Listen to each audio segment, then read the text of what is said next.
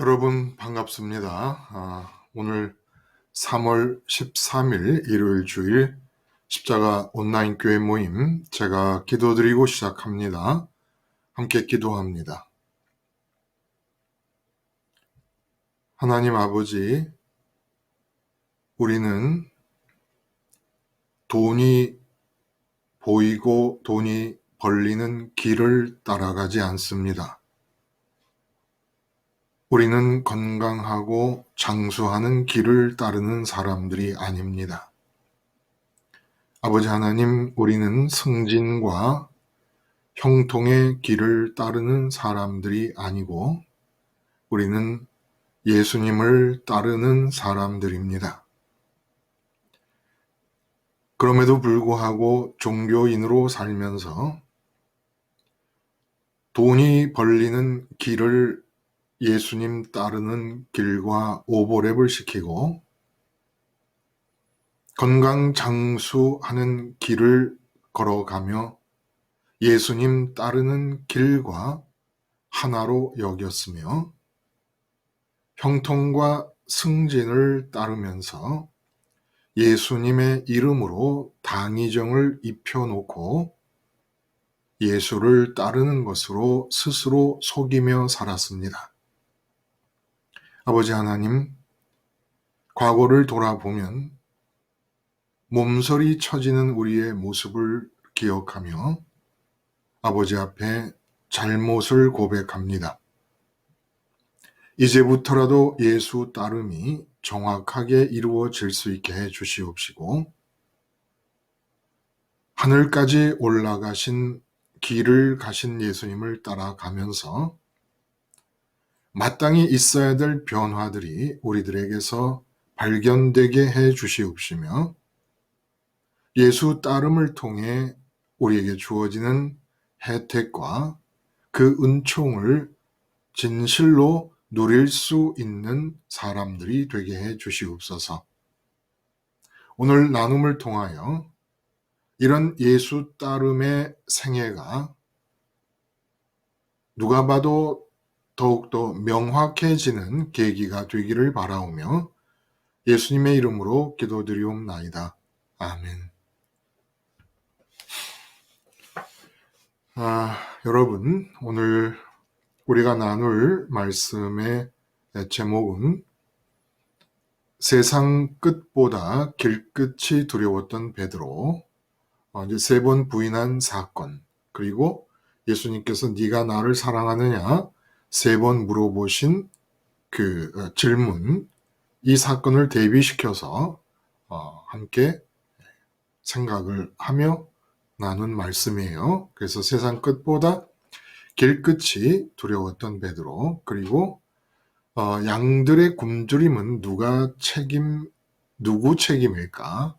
양들이 굶주린 것은 누구 책임일까? 이것은 책임 소재를 밝혀서 비난을 하자는 얘기가 아니라 책임이라고 하는 말을 기준으로 해서 기준점이 있으면 양들이 굶주린 상황이거나 양들이 먹는 상황에 대하여 그 상황 전체를 파악하는 일이 더 분명해지기 때문에 그 책임이라고 하는 단어를 써서 상황을 정확하게 파악을 해보자. 이런 의도로 양들의 굶주림은 누구 책임일까? 누구 책임일까요, 여러분? 자, 이제 이런 제목으로 2번에 걸쳐 말씀을 나눴습니다. 요한복음이 끝나요. 요한복음이 끝나면 우리가 누가복음에 이어서 사도행전을 했기 때문에 요한복음이 끝나는 대로 이제 로마서로 넘어가게 됩니다. 근데 마지막까지 요한복음이 그렇게 쉽게 우리가 무려 20장이 넘게 요한복음을 해왔기 때문에 마지막 21장은 조금은 좀 쉽게 넘어갈 수 있지 않겠는가? 이게 그렇지 않은 것 같아요. 그렇지 않은 것 같고, 자, 그래서 이 21장에 담긴 내용도 마지막까지 요한복음은 우리들에게 은혜의 진수를 전달해 주시기 위해서 성령님께서 요한을 통하여 애쓰신 흔적이 역력한 이 마지막 부분, 함께 나눈 말씀을 중심으로 여러분의 말씀을 한번 듣고 싶습니다. 어떻게 들리셨는지. 이건 뭐 설교를 잘하지도 못하는 설교를 해놓고는 그것에 대해서 자꾸 얘기를 하라고 하니까 저도 좀 민망하긴 합니다만은 그래도 한번 하나님께서 이 모임을 주도해 가시면서 여러분의 심령과 입술을 또 주장해 주시기를 바랍니다. 혹시 하실 말씀이 있는 분이 계실까요? 네, 목사님 안녕하세요. 예. 김순희님 저는, 하세요. 네, 예. 저는 이제 금요일 날 설교 말씀을 듣고, 네네. 저는 이제는 따름에 대해서 묵상을 하게 됐는데, 네네. 저는 맨 처음부터 그 예수님의 죽음 다음에 부활 승천해서 하나님 우편에 앉아 있는 사실을 알고 출발했거든요. 그렇죠.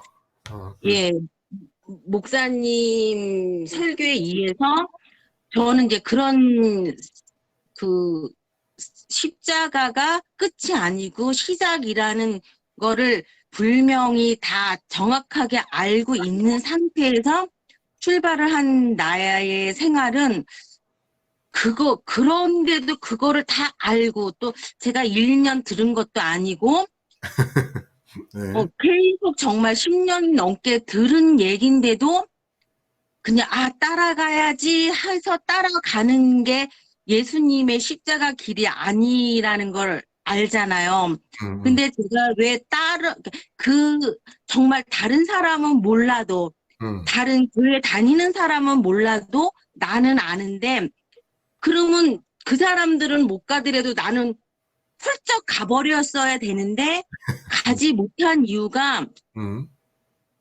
근데 여기서 그 교회 다니는 사람하고 나의 차이점은 그 사람들은 세상에서 머물러 있고 나는 그래도 하늘을 소망하려고 무한히 애를 쓰는 차이점? 음. 그분들은 세상에서 막 무엇을 얻으려고 하는 그 힘이 들고 나는 하나님을 찾으려고 힘을 든 차이점인데 음. 제가 그렇게 여러 해를 들으면도 이렇게 따라가기가 따라가 이렇게 쉽게 안 되는 이유가 뭐냐면 예수님하고 동일시하는 부분이 가장 힘든 거예요. 그렇죠. 네. 근데 예수님하고 동일시하는 거는 그래 예수님이 돌아가셨어. 나도 십자가에서 같이 죽었어. 이걸로 끝나는 게 아니라 더 동일시는 내 생각과 판단이 없어져야 되는데 이 내 생각하고 판단이 없어지는 게 보통 일이 아니거든요. 보통 일이 아니죠. 근데 제가 이거를 동일시할 수 있는 방법은 딱 한 가지. 네. 십자가를 쳐다보는 거. 맞아요. 네. 예, 무슨 내가 이론적으로 목사님한테 많이 듣고 이걸 막 내 가슴에 이렇게 층이 쌓이듯이 많이 쌓여도 단 한 가지, 목사님이 말씀하신 건 단 한 가지, 그 많은 설교 중에 딱 한 가지가 십자가를 보라는 그게 초점이었거든요. 그렇죠. 언제나 그래요. 네. 언제나 그래요. 그래서 제가, 예수님을 따라가려면 예수님이랑 동일시 하는데 그 동일시는 내 자신이, 아니야, 이거는 아니야, 이거는 아니야. 나는 하나님을 속하는데 막 이렇게 내 나름대로 노력을 했는데도 너무 힘든 거예요. 생각하고 판단이 없어지질 않는데 네. 동일시하는 방법은 딱 한 가지, 십자가에 죽으신 예수님을 바라보는 거. 음. 그래서 제가 그나마 예수님 길이 조금이라도 따라갈 수 있는 거는 음. 따라가가지고 그 십자가 길이 끝이 아니고 음. 천국의 맛을 조금 느낄 수 있었던 거는 예수님의 그 동일시로 예수님을 바라보는 걸로 제가 약간의 그 출발점에서 하나님 부활 승천을 따라갈 수 있었던 점이었던 것 같아요. 근데 제 말이 너무 단순한 것 같아요. 지금 생각하는데. 근데 아니요. 저한테는 이 단순한 게 아니라 저는 이게 어떤 일이 생겼을 때 십자가를 바라보면은 그게 바로 근데 무슨 일이 있으면 십자가 바라보기가 되지가 않거든요. 십자가 생각도 안 나고. 예. 근데, 그것도 근데 쉽지가 않을 거예요. 예수님 십자가 바라보는 게, 그렇죠? 바라봤으면 그거는 반은 이루어진다는 느낌이 들었어요.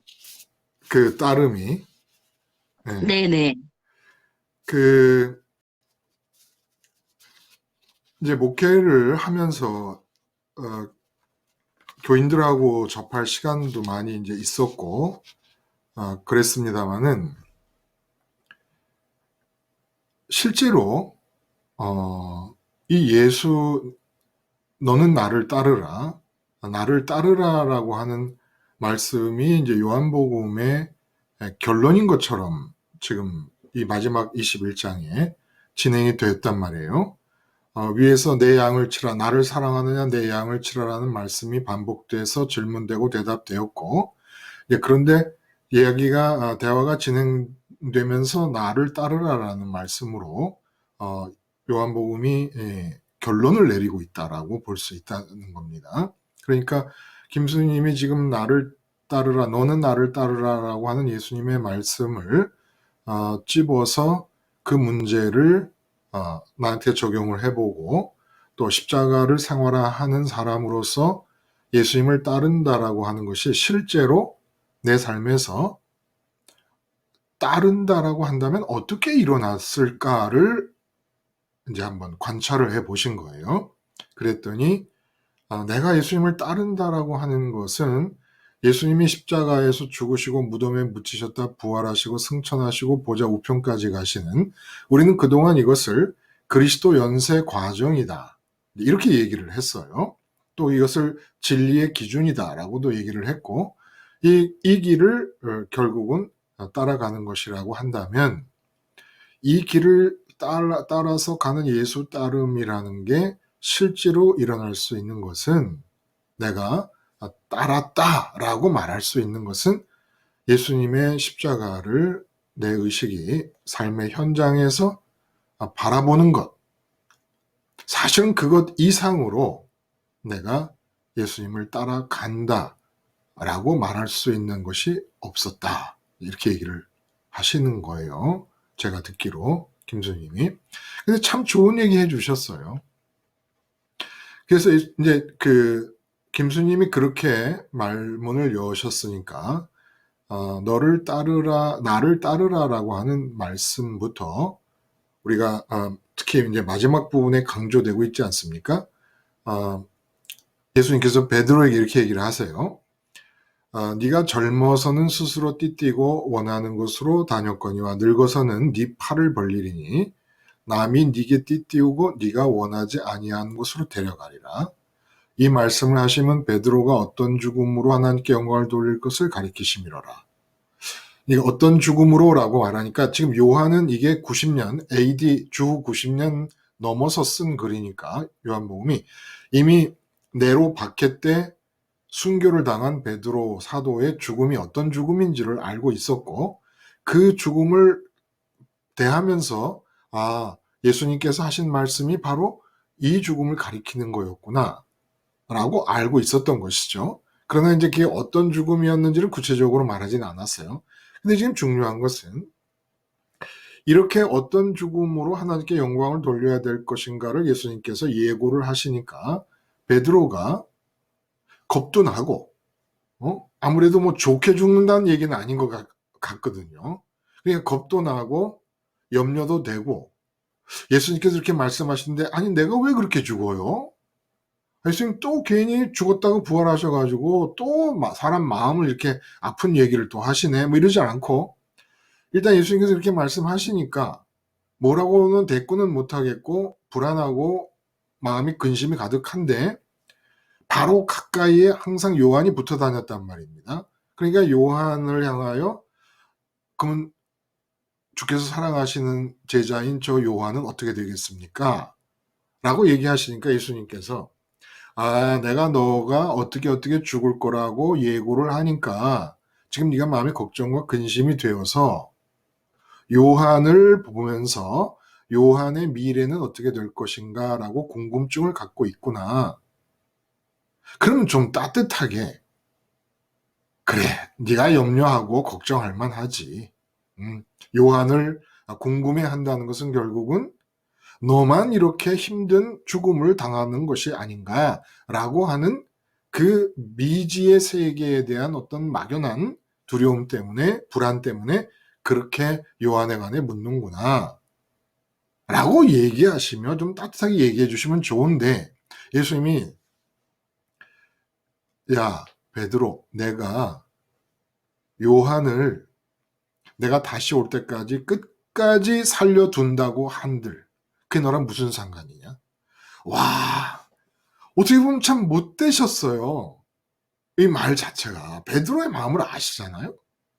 그 사람이라는 게 다 그렇게, 아니, 자기가 죽을 것을 예고하시는데, 뭐, 영화롭게 죽는다는 얘기가 아니고, 원치 않는 죽음을 죽게 될 것이다라고 말씀을 하시는데, 그 두려움이 안 생깁니까? 근데 거기다 대고, 요한은, 그래, 네가 염려하는 대로, 어?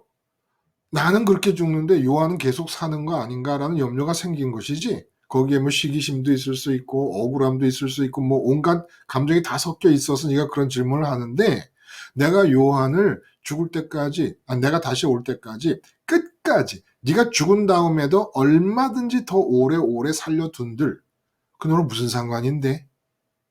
여기서 그게 너랑 무슨 상관이냐?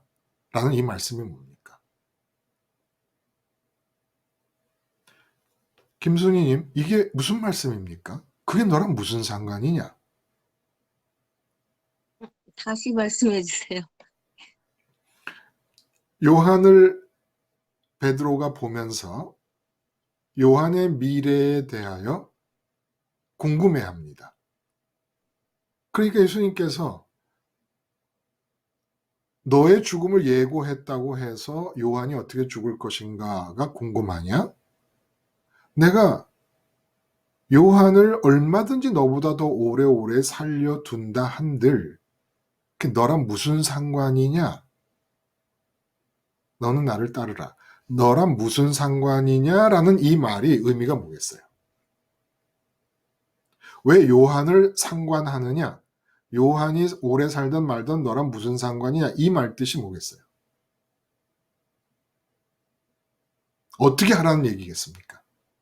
상관하지 말라는 것은 뭘 뜻하는 거예요?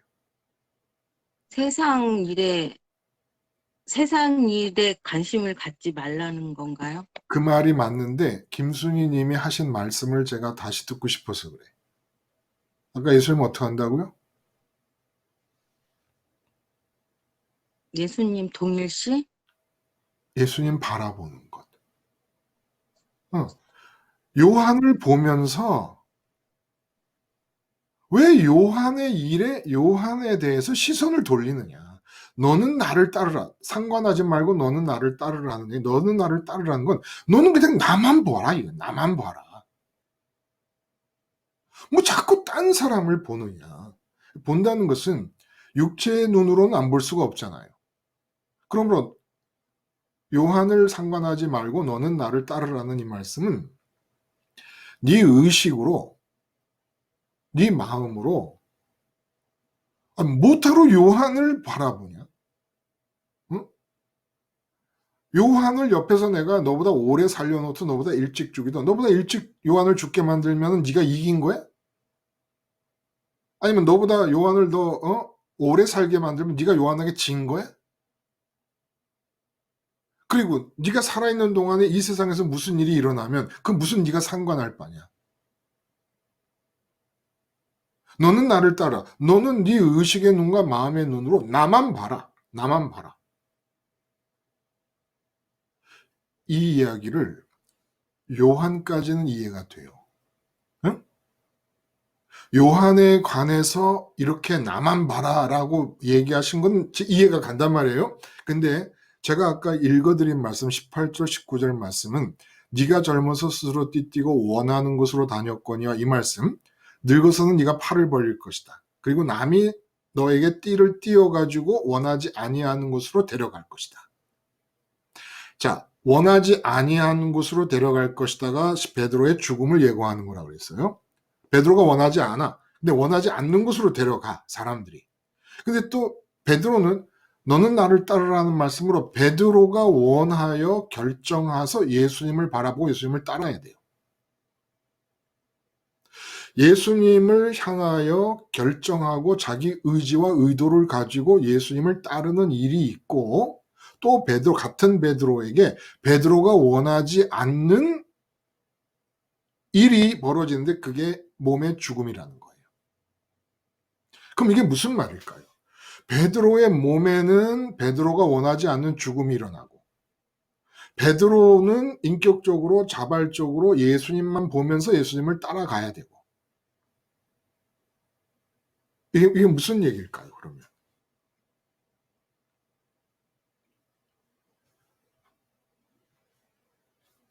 몸이 이 세상에서 무슨 일을 당하든지 그 몸을 따라가지 말라는 겁니다.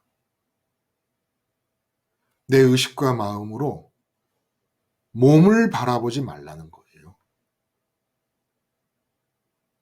내 몸이 어떤 환경에 처하든지 내 의식과 마음으로 몸을 바라보지 말. 몸은 네가 원하지 않는 방향으로 어딘가로 끌려갈 거다.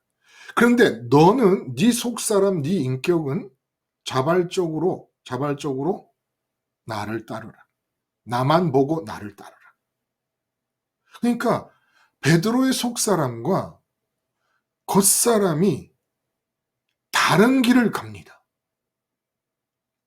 원하지 않는 곳으로 베드로의 몸은 끌려가서 죽임을 당할 것입니다. 근데 베드로의 속사람은 베드로의 몸이 원하지 않게 다른 사람에 의해서 끌려가서 죽임을 당하더라도 그 자기의 몸이 끌려가고 있는 그곳을 따라가지 말고 너는 나를 따르라. 근데 이 말을 못 알아들은 거예요. 무슨 말인지. 그냥 죽는다라는 얘기만 들은 거예요. 그래서 나를 따르라라고 할 때 네 몸이 처한 상황과 네 몸이 끌려가고 네 몸의 인생이 진행되는 대로 네 의식이 따라가지 말고 네 몸이 어떤 방식으로 어떻게 어떤 곳으로 어떤 상황과 어떤 환경으로 어떤 문제 속으로 빨려 들어가 끌려 들어가더라도 네 의식은 나를 따르라. 나만 보고 나를 따르라 했는데 요한은 어떻겠습니까? 라고 얘기를 하니까 베드로야. 지금 내가 한 말이 무슨 말인지 모르지? 응? 네 몸이 어떤 상황에 네가 원치 않게 끌려가더라도 네 몸을 따라가지 말고 나를 따르라고 말을 했건만 네 몸보다 훨씬 아무리 가깝더라도 네 몸보다 가깝겠냐? 네 몸보다는 너무나 멀리 떨어져 있는 요한을 보면서 시선을 왜 요한에게 두느냐? 무슨 상관이냐? 라는 것은 본다는 거 아닙니까? 마음과 의식으로 시선을 주지 않는다는 것은 관계를 안 한다는 거예요. 상관을 하지 않는다는 겁니다.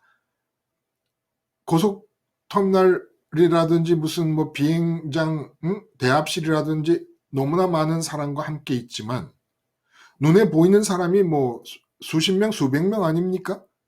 그런데 내 의식과 마음으로 바라보지 않는 거야. 내 의식과 마음은 집안에 놔두고 온 내 아내와 아이들이 내가 갔다 올 동안에 별일이 없어야 될 텐데 하고 의식과 마음은 딴 걸 보고 있는 거란 말이에요. 몸이 있는 곳을 따라가지 않는 거예요. 상황을 보면 의식과 마음은 딴 대상을 따라가고 있는 겁니다. 그렇게 하라는 거예요. 그렇게. 그게 예수를 따라가는 거라는 겁니다. 예수를 따른다만 얘기를 하면은 그냥 뭐 낭만적으로도 생각할 수 있고 뭐 멋으로 생각할 수도 있고 뭐 별의별 오해가 다 쌓이게 됩니다만은 예수를 따라간다는 게 무엇이냐? 네 몸이 네가 원치 않게 어떤 식의 인생의 길을 가게 되더라도 너는 그 세상에서 옮겨가고 진행되는 네 몸의 길을 따라가지 말고 너는 나를 따르라 라는 얘기예요. 대합실에서 몸이 많은 사람과 함께 있고 옆에 생전 처음 보는 사람과 앉아 있어도 네가 그 사람을 의식과 마음으로 보면서 그 사람을 관계하고 그 사람에게 시선을 두지 않지 않느냐. 그러니까 마찬가지로 네 몸이 어떤 상황에 처하더라도 대합실에 같이 있는 다른 사람쯤으로 생각을 해가지고 누구를? 너 아내를, 가장 가까이 있는 자녀, 부모를, 네 친구를, 요한같이 가까운 존재를 그렇게 생각해서 너는 그들에게 시선을 두고 그들의 행방을 따라가지 말고 의식이 너는 나를 따르라. 그렇게 해서 나를 따라서 일어났던 일이 스테반 집사님의 순교 현장이었다는 겁니다. 몸이 원치 않게 돌에 맞아 죽는 상황이 벌어집니다. 그런데 하늘이 열렸다는 건 무슨 뜻이에요? 죽으시고 부활하시고 승천하신 예수님 따라 하늘로 의식이 쫓아갑니다. 예수님 따라가는 거예요. 하늘로. 하늘로 의식이 쫓아가니까 하늘이 열려 스테반 집사님을 맞이할 준비를 하는데 하늘이 보입니다.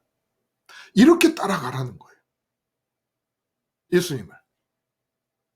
이게 예수님 따름이라는 겁니다. 참 그런데 이 예수님을 따른다라고 하는 이 말처럼 오해가 많을 수 있을까 싶을 정도로 오해가 깊은 거예요. 예수님을 따른다는 게. 이거 오늘 말씀 보면 깜짝 놀라 이래요. 베드로에 관해서 죽음을 예고하신 뒤에 그렇게 죽을 건데 너는 나를 따르라. 자기 의지에 전혀 상관없이 몸이 어디론가 끌려갈 거라는 겁니다. 어딘지도 몰라요. 근데 어딘지 구체적으로 말씀을 안 해주신 이유가 뭐냐? 어차피 어디로 끌려가든지 너는 나를 따라야 되니까 네 의식과 마음은 나를 따라와야 되니까 네 몸이 어디로 가든지 그건 아버지의 주권과 아버지의 계획 속에서 진행될 것인데 그 뭐 네가 그거 알아서 뭐해. 근데 분명한 것은 네 의지와 상관없이 몸이 끌려갈 텐데 네 의식과 마음은 그 네 몸 쫓아가지 말고 나를 따르라.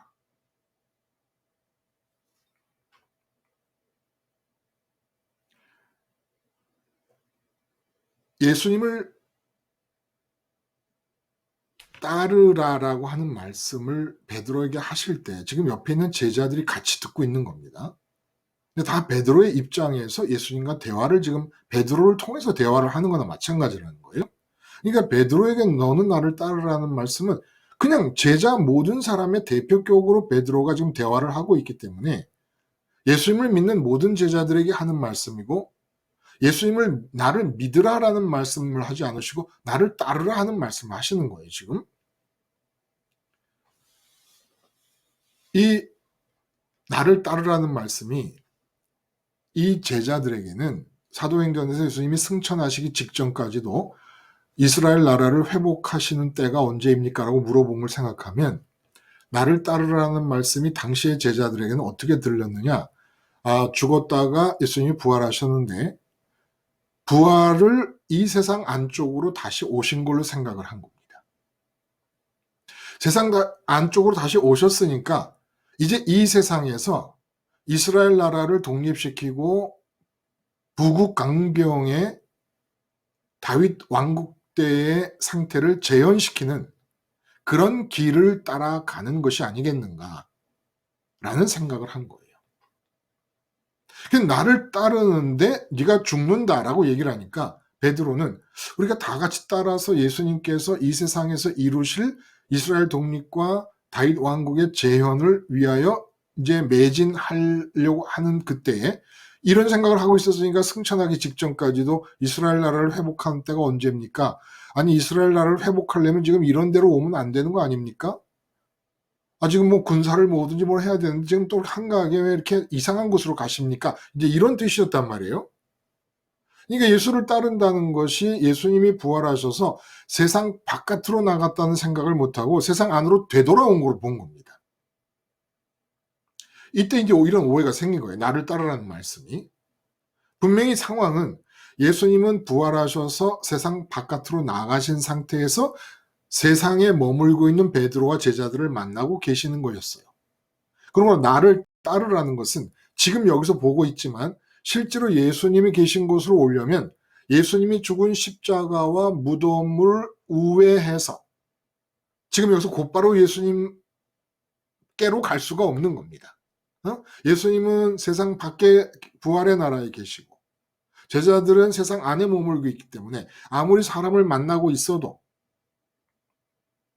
곧바로 만난다고 뛰어들 수 없는 것은 제가 말씀드린 대로 기차가 상행선과 하행선이 겹치는 자리에서 서 있어서 창문을 열고 손을 뻗으면 서로 맞닿을 수 있어도 이쪽에서 저쪽으로 넘어갈 수가 없지 않습니까? 넘어가려면 쭉 가서 출입구로 내려와 가지고 기차 저기 앞에 끝머리로 돌아서 이쪽 기차의 극한의 출입구로 올라와야 되잖아요. 그런 것과 마찬가지로 예수님은 부활의 나라 안에 세상 밖에 있는 부활의 나라 안에 계시고 제자들은 세상 나라 안에 있기 때문에 나를 따르라 하실 때 곧바로 세상에서 부활의 나라에 계신 예수님께로 곧바로 뛰어갈 수가 없는 겁니다. 나를 따르려면 예수님이 십자가에서 죽으시고 무덤에 묻히셔서 세상 바깥으로 나가시는 그 입구로 돌아서 우회를 해서야만 예수님께로 오고 예수님을 따를 수가 있는 거예요. 이게 완전히 오해한 거죠. 제자들이. 그리고 그 뒤에 참 신학교 다닐 때 너무나 많이 논쟁을 했던 것이 이 예수를 따르는 것이 무엇이냐라는 문제였어요. 그래서 신의 산이라고 이름하는 동아리가 있는데 그 동아리는 그 장신대 뒤에 아차산에 가서 나무 뿌리를 치고 미래에 자기가 할 목회의 성공을 위하여 울부짖고 철야 기도를 하는 그런 팀입니다. 주여 주여 삼창하고. 또 현대신학사상연구회라는 동아리가 또 있었어요. 또 그 동아리는 극단적으로 반대 입장에서 그때 한참 군사정권이 이 나라를 지배하고 있을 때 그 사회 참여를 강조하며 예수를 따르는 것을 얘기했습니다. 신해산 그룹은 산기도하면서 세상이 어떻게 돌아가든 상관없이 내 목회를 부흥시키는 일, 이것이 지상과제다라고 생각하며 예수를 따르는 것이라고 생각했고, 또 한쪽은 사회 참여, 사회 정의를 외치고 사회 개혁을 외치면서 뭐 돌도 던지고 뭐 신학생이라도 그런 식으로라도 사회 참여를 하는 것을 예수를 따르는 거라고 생각을 했던 겁니다. 또 중세 수도원의 수도사들은 그렇게 세상과 격리되어서 수도원 생활을 하는 것을 예수를 따르는 거라고 생각을 또 하는 거예요. 근데 가장 보편적으로 이루어져 있는 예수 따름에 대한 생각은 이 세상을 사는 동안에 고난과 역경을 마다하지 않고 가는 삶을 예수 따르는 삶이라고 생각을 한 겁니다. 다 오해예요. 다 오해예요. 지금 베드로에게 예수님이 나를 따르라고 그래서 예수님을 따라가는 일이 오순절 역사 이후에 본격적으로 일어납니다. 그 오순절 성령의 역사를 통해서 십자가의 죽으심이 바로 내 죽음이었다라는 걸 깨닫게 되고 믿게 되고 동일시가 일어나니까, 그래서 이제 따름이 일어나면서 베드로의 사상이 확 바뀌어 버립니다. 오직 이스라엘의 독립과 북국 강병의 나라를 재현시키는, 그리고 자기가 장관 자리에 하는 것을 꿈으로 알고 쫓아가던 이 베드로가 베드로서를 보면은 말씀드렸듯이 핵심 단어가 나그네라는 단어가 등장을 합니다.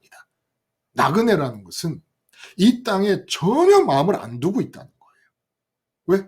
예수님을 따라가는 일이 시작이 됐기 때문에. 그렇게 예수님을 따라간 뒤로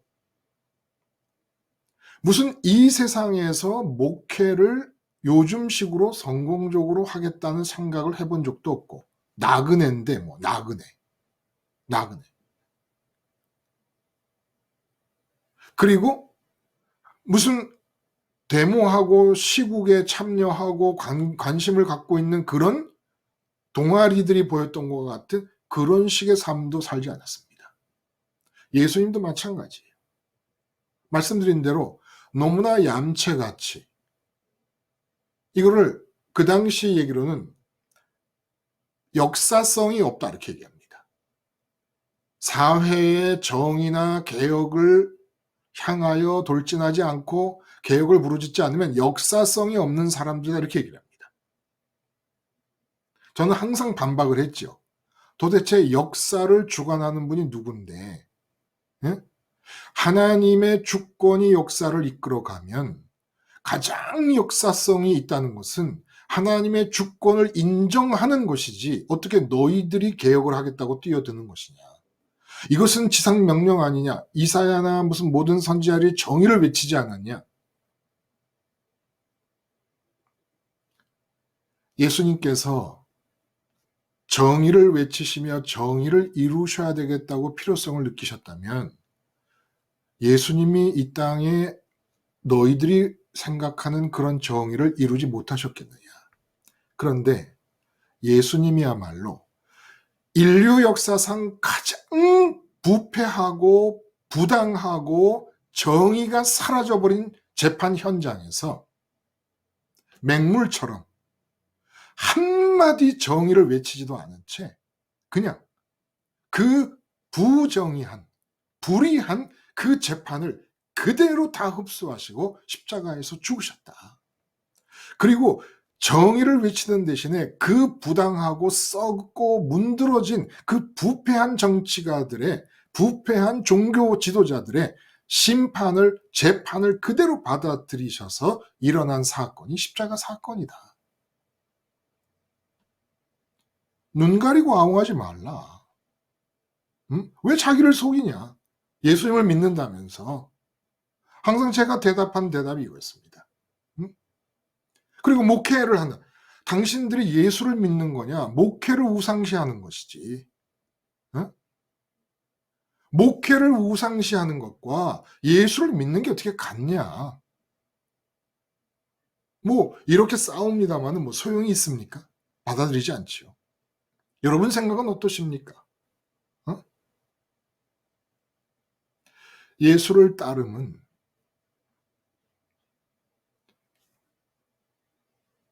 내 목회만, 내 일, 내 가정, 내 일에만 관심하고 나머지는 모두 무관심한 상태로 가는 것도 예수를 따르는 게 아니고, 사회가 잘못되고 부패했다고 사회 참여를 주장하며 권력자들과 기득권층에 의해서 박해를 받는 것을 감수하며 가는 것도 예수를 따르는 게 아니고,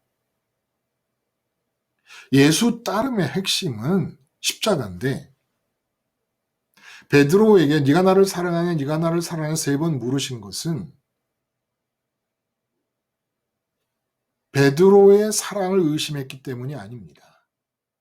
네가 왜 나를 부인했느냐 하면 따름의 문제였다라는 걸 자각하게 해 주시려고 그랬던 겁니다. 따름이 문제라는 거예요. 따름이. 사랑이 없었기 때문이 아니다. 따름이. 근데 따름이 문제가 됐다는 건 무슨 뜻입니까? 따름이 문제라는 건 십자가를 향해 가시는 예수님에게 베드로가 더 이상 함께 갈 수 있는 길을 발견할 수 없었다는 겁니다. 그러니까 그런 거예요. 한참 잘 나가는 영국 프로축구계의 혜성과 같은 스타가 다리가 약간 통증이 와서 병원에 갔더니 골수암에 걸려서 다리를 절단해야 된다는 진단을 받았을 때 갑자기 자기 인생의 길이 얼마나 전도양양했습니까? 모든 매스컴이 칭찬을 하고 앞으로 이 나이 어린 전도 유망한 축구선수가 전 세계의 축구계를 정말 빛낼 수 있는 그런 제목으로 꼽고 있는데 다리를 절단해야 된다라고 하는 그 상황이 주어졌을 때 길이 갑자기 끊어지는 겁니다. 이때의 심정인 거예요.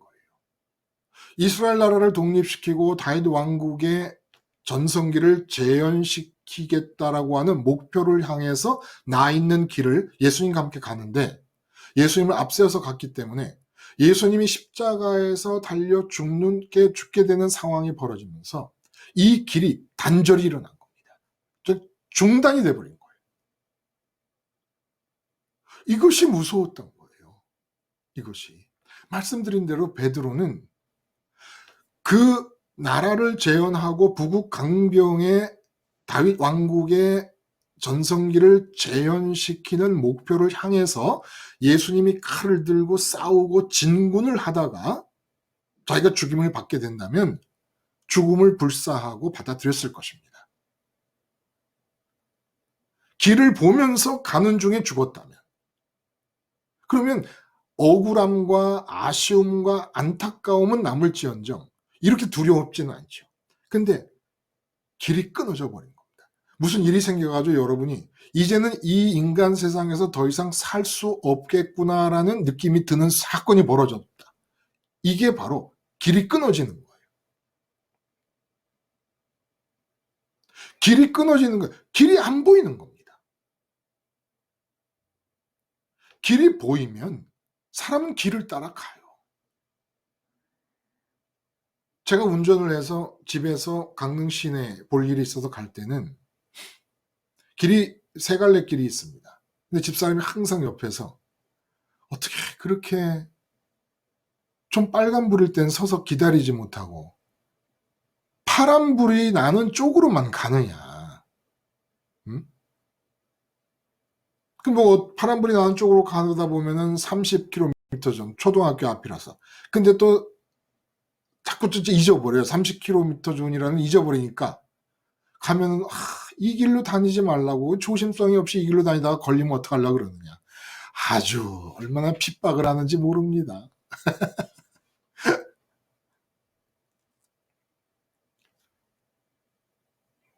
예수님을 따름에 있어서 중요한 것은 길이 보여야 되는 거예요. 길이. 그러니까 십자가라는 것이 맞는 것은 길이 끊어진 겁니다. 길이 끊어진 거예요. 제가 이 십자가가 길의 시작이라고 그랬잖아요. 예수님께서 가시는 길, 예수님을 따라가기 위해서는 이 길이 시작이다. 근데 사실 맞는 얘기는 길이 끝난 겁니다. 베드로가 제대로 느낀 거예요. 본 거예요. 그리고 이 십자가가 베드로가 볼 때 이렇게 무서운 길의 단절이 일어난 이 십자가의 속성을 우리가 그대로 생활 속에 이제는 자발적으로 적용을 해가는 겁니다. 아까 김수희님이 우리는 예수님께서 승천하신 것까지 다 알고 예수님을 믿고 있다라고 하는 것이 지금 현재 본문의 베드로와 차이다라는 얘기를 했어요. 맞아요. 다 알고 우리가 믿는 건데 나를 따른다라는 얘기는 아까 기도 중에도 말씀을 드렸습니다만 그럼 어떻게 하는 것이냐? 내가 지금 돈 문제가 생겼어요. 그러면 어떤 문제가 생겨도 우리가 염려가 없는 경우는 길이 있을 때 보험을 든다. 보험을 드는 건 왜 그래요? 사고나 불의의 어떤 불행한 환경이 주어졌을 때 길을 잃지 않기 위해 보험을 드는 거 아닙니까? 그 어려운 환경과 어려운 사건 상황을 뚫고 나갈 수 있는 길을 만들어 놓는 겁니다. 그게 보험을 드는 거예요. 그럼 길이 문제인 거예요. 길이. 근데 십자가의 길은 베드로가 느꼈던 십자가를 향해 가는 예수님을 보며 느꼈던 그 느낌을 자발적으로 가지라는 것이 십자가 사건의 의미였다는 거예요. 근데 내가 이제 돈 문제가 생겼다 그러면 이제까지는 바램을 갖게 됩니다. 돈 문제가 생겼으니까 이렇게 해결이 되면 좋겠다라는 바램을 가지. 그럼 바램을 갖는다는 것은 내가 길을 쭉 긋는 거예요. 쭉 사인펜으로 길을 긋고 요렇게 내가 그은 대로 길이 실제로 열리면 좋겠다 하고 바람이 길을 갑니다. 우리의 소원이 길을 가고 우리의 욕구가 길을 갑니다. 실제로 길을 간다는 거, 나를 따르라는 예수님이 가신 길을 예수님과 함께 따라가는 것인데, 그럼 뭐가 따라가는 거냐? 우리 몸이 따라가는 건 아니잖아요, 어차피. 몸이 따라가는 거라고 생각하면 오해라는 거예요. 예수님이 베드로 보고 나를 따르라고 그랬지만 그 나를 따르라고 하는 길이 오순절을 지나며 쭉 과정을 보니까 예수님께서 승천하시는 것을 일부러 보여주십니다. 부활하셔서 보여주셨죠. 베드로와 제자들에게 모든 이스라엘 사람들이 예수님이 십자가에서 죽는 것까지만 본 거예요. 그러니까 모든 사람들은 예수님이 끝났다고 본 겁니다. 길이 끝났다고 본 거예요. 맞아요. 근데 예수님이 부활하셔서 제자들에게 나타나십니다. 그리고 승천하십니다. 보좌 우편에 이르십니다. 길을 보여주시는 거예요. 길을. 다른 사람들에게 십자가까지만 보여줬으니까 다른 사람은 끝난 줄 안 거예요. 이스라엘 사람들이. 그래서 이 십자가가 끝난 줄 아는 그 상황을 적용하는 게 십자가 생활화라는 거예요. 그래서 돈 문제 때문에 내가 이 문제를 돌파하기 위해서는 길을 찾아야 돼. 길을. 그런데 이제까지 돈 문제가 생길 때마다 내가 사인펜으로 걷던 그 길이 십자가를 통하여 십자가를 박으면서 단절을 시키라는 겁니다. 이 세상 안에서 돈 문제가 해결되거나 건강 문제가 해결되거나 무슨 문제든지 해결이 될 수 있다고 여겨지던 길을 십자가로 단절을 시키라는 거예요. 십자가로 단절이 베드로가 느끼는 것과 같은 단절이 일어나지 않으면 십자가가 시작점이 될 수 없다는 겁니다. 베드로는 지금 길이 끝나버린 걸 느낀 거예요. 근데 이 길이 끝나버리는 것을 느끼는 것을 삶의 모든 순간에서 십자가를 바라보며 이렇게 끝을 내라는 거예요. 이 세상. 그러면 세상에서 가는 길을 끝낸다는 게 뭡니까? 아주 구체적이고 실제로 내 이 세상을 향하여 뻗어가는 바람, 소망, 소원, 욕구를 십자가에서 끝을 내는 게 길이 끝나는 것이고 길이 단절되는 것입니다. 만약에 돈 문제가 생겼는데 내가 그 돈 문제를 돌파할 수 있는 길을 내 의식이 생각을 해냈어요. 그리고 그 길을 가서 그 돈 문제가 해결이 됩니다. 그리고 또 그렇게 해서 해결이 되고 계속 살아갑니다. 이 길의 끝이 어딜까요? 이렇게 이 세상 안에서 내 의식과 마음이 길을 찾고 그 길을 가서 내가 원하는 대로 성공하고 해결하고 해서 가는 길의 끝이 어딜까요? 길의 끝이 어딜까요? 장기용님, 이 길의 끝이 어딜까요? 망하는 길이고 지옥의 길이 아닐까요? 지옥으로 직통하는 겁니다. 의식이 세상을 채우고 있고 마음이 세상을 채우고 있고 마음의 채움의 욕구에 의해서 목표를 세우게 되는 거니까. 근데 그 목표가 길을 만들어내는 거예요. 이 세상에 대한 바람이. 그래서 거기까지 갑니다. 그리고 또 문제가 생기면 또 그런 식으로 무엇이 또 이루어졌으면 좋겠다 해서 그 이루어지기를 바라는 이 세상에서 이루어지기를 바라는 목표를 향하여 그 길을 갑니다. 실패했습니다. 그러면 7.8기의 심정으로 다시 일어나서 또 길을 찾습니다. 7.8기로 실패를 무시하고 끝없이 도전하며 살든지 이 길을 가는 것을 성공의 성공을 이어서 가든지 이 길 끝은 지옥입니다. 왜 이렇게 막히는 일이 많고 방해가 많고 불통이 인생의 다반사가 되어 있을까요? 이 세상에 사람들이 소원하고 원하고 세상 안에서 이루고 싶어하는 소원이 안 이루어진다는 것은 하나님이 사람을 대할 때 사랑으로 대하신다는 증거라는 거예요. 하나님이 여러분들의 세상에서 갖는 소원을, 세상에서 이뤘으면 하고 갖는 소원을 그렇게까지 주권자로서, 참새 한 마리 떨어지는 것도 관장하시는 주권자로서 여러분의 소원과 바램과 희망사항을 막으실 필요 없어요. 아니 그거 뭐 좀 원하는 대로 뭐 살다 이루고 살게 내버려 두시면 되지, 뭘 그렇게 그걸 주권자로서 참새 한 마리 떨어지는 것도 참견하시는 그 주권으로 여러분의 일을 그렇게까지 틀어 막으십니까? 내버려 두면 되지 뭐. 뭐 산다 그러면 사게 하고, 뭐가 더 벌렸으면 좋겠다 그러면 더 벌게 하시고, 건강하게 오래 살겠다고 싶으면 건강하게 오래 살게 해 주시고 하면 되지, 뭘 그걸 그렇게까지 신경을 쓰세요.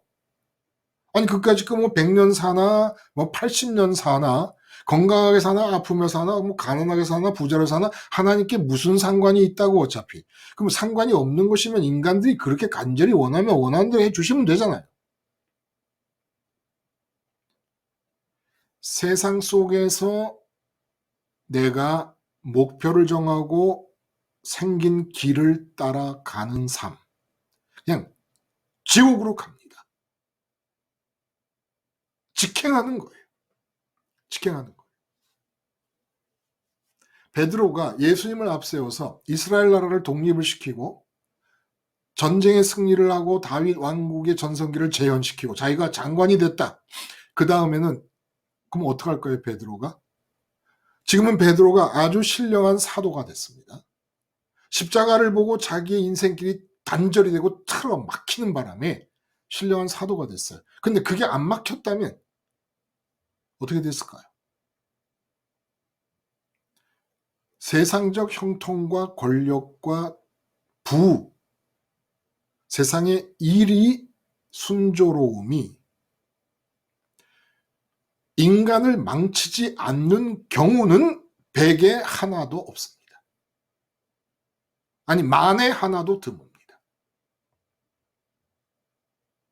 철저하게 기름종이처럼 세상과 격리돼서 십자가로 분리되어 있는 상태에서 혹시 하나님께서 이것저것을 뜻을 이루시기 위하여 부귀영화를 솔로몬에게처럼 줬을 때 솔로몬 같은 사람조차도 마지막에 우상 숭배로 넘어가게 됩니다.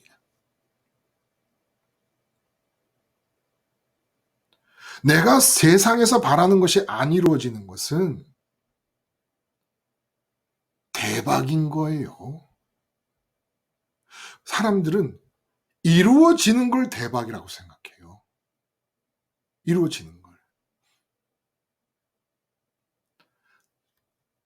내가 소원한다는 건 길을 간다는 거예요.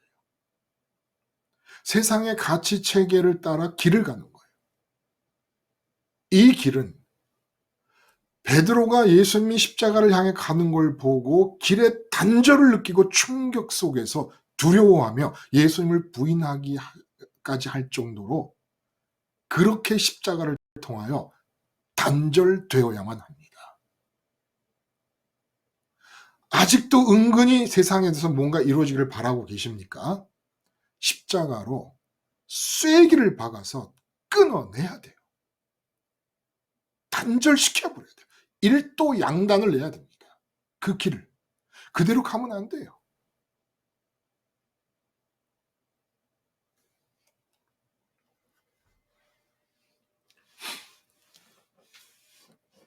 베드로가 경험한 과격한 단절의 의미가 바로 십자가 생활하는 겁니다. 이렇게 예수님께서 십자가를 지신다는 것의 의미는 길과 관계되었다고 요한복음은 지금 마지막에 얘기해주고 있는 거예요. 나를 따르기 위해서는 반드시 세상으로 향하고 있는 소원의 길, 욕구의 길. 결국 인간이 길을 간다는 건 욕구와 소원을 가지고 가는 거예요. 그 길이 베드로가 경험한 방식으로 완전히 단절되는 일이 벌어지지 않고는 예수를 따를 수가 없다는 것을 말합니다. 그럼 예수님께서 네가 나를 사랑하느냐 3번 물어봐요. 3번 부인한 것. 3번 부인한 것은 길이 안 보였기 때문입니다. 길이 안 보여. 이 세상에서 원하는 목표로 가기 위한 길이 안 보이는 거예요. 세상 사람들이 바라고 원하는 방식으로 바라고 원하는 것을 얻을 수 있는 길이 안 보이는 거예요. 그러므로 세상에 대해 깜깜이가 되어버리는 겁니다. 세상에 대해서 완전히 모든 바램과 모든 소원과 모든 희망의 길이 다 십자가에서 근절되는 상태를 말하는 겁니다. 그래서 3번 물어보시고 3번 부인한 것과 상응시키는 거예요. 그러면 이건 무슨 질문이냐? 네가 나를 사랑하느냐라는 얘기는 십자가 때문에 네가 돈을 벌고 싶다는 소원의 길이 완전히 단절되는데도 나를 사랑할 거냐? 십자가 때문에 네가 건강하게 오래 살겠다는 욕구의 길이 완전히 중단되고 단절되고 끊어지는데도 나를 사랑하느냐? 네가 십자가를 보면서 이스라엘 독립과 다윗 왕국의 재현과 네가 장관이 되겠다고 하는 것과 하는 모든 세상에 네가 바라고 있던 길들이 다 끊어지는데도 나를 사랑하느냐? 라는 걸 물으시는 겁니다. 십자가 생활하는 왜 십자가를 붙잡아요? 우리는 그냥 많은 경우에 돈 문제가 생겼을 때 그 문제에 대해서 내가 죽으면 하나님께서 개입하셔서 좋게 해주시지 않겠는가라는 기대를 가지고 십자가를 붙잡을 때가 많다는 거예요. 아니라고 해도 내가 십자가에서 죽으면 하나님의 주권이 손대면 더 나아지지 않겠는가, 더 나아지는 모습으로 바뀌지 않겠는가 라는 생각을 떨쳐버리기가 쉽지가 않다는 겁니다. 근데 지금 예수님이 네가 나를 사랑하느냐라는 질문은 어떤 질문이냐면 네가 이 세상을 향해서 조금이라도 바람을 갖는 소원을 갖는 그 의식과 마음의 길이 십자가를 통해 완전히 근절되는 상황이 되어도 나를 사랑하겠느냐? 라는 질문을 하는 겁니다. 그러니까 예수님의 이 질문에 대해서 베드로가 대답을 한 거는 이런 내용이에요. 네, 주님. 제가 보고 있던 세상 길이 십자가에서 단절된 것이 맞습니다. 그리고 그토록 확신하였고 강렬하게 그 길의 목표를 향하여 가고 있던 나로서는 예수님의 십자가를 통하여 그 길이 단절되는 것이 너무 싫었고 너무 두려웠습니다. 그러나 그렇게 두렵고 싫어서 예수님을 사람들 앞에서 부인했지만 그렇게 부인할 그때나 길이 끊어졌다고 하는 두려움에 휩싸여서 예수님을 부인할 그때나 부활하신 예수님을 앞에 두고 있는 지금이나 내가 예수님을 사랑하는 것을 주님이 아십니다. 이런 대답을 한 거예요. 그러니까 주님께서 뭐라 그러신 겁니까? 내 양을 치라. 그 내 양을 치라라는 얘기는 너무나 연결이 안 되는 말씀인 거예요. 예수님을 사랑하라. 사랑하느냐라는 걸 확인하고 그것도 사랑하느냐라는 확인을 3번 부인한 것과 연관시켜 하셨으므로 사랑하느냐라는 얘기는 세상에서 길이 끊겨도 나를 사랑하느냐라는 질문이었단 말입니다. 나를 사랑하려면 세상의 길이 끊겨야 된다라는 얘기예요. 세상의 길을 이어가려면 나를 사랑할 수 없다는 얘기입니다. 왜냐하면 나는 십자가에서 죽은 자니까, 죽었다 부활한 자니까 나를 사랑하려면 세상의 길이 끊겨야만 나를 사랑할 수 있다. 근데 사랑을 확인하시고 세상의 길이 끊겨도 예수님에 대한 사랑은 변함이 없습니다라고 하는데 갑자기 양을 치라는 얘기가 나옵니다.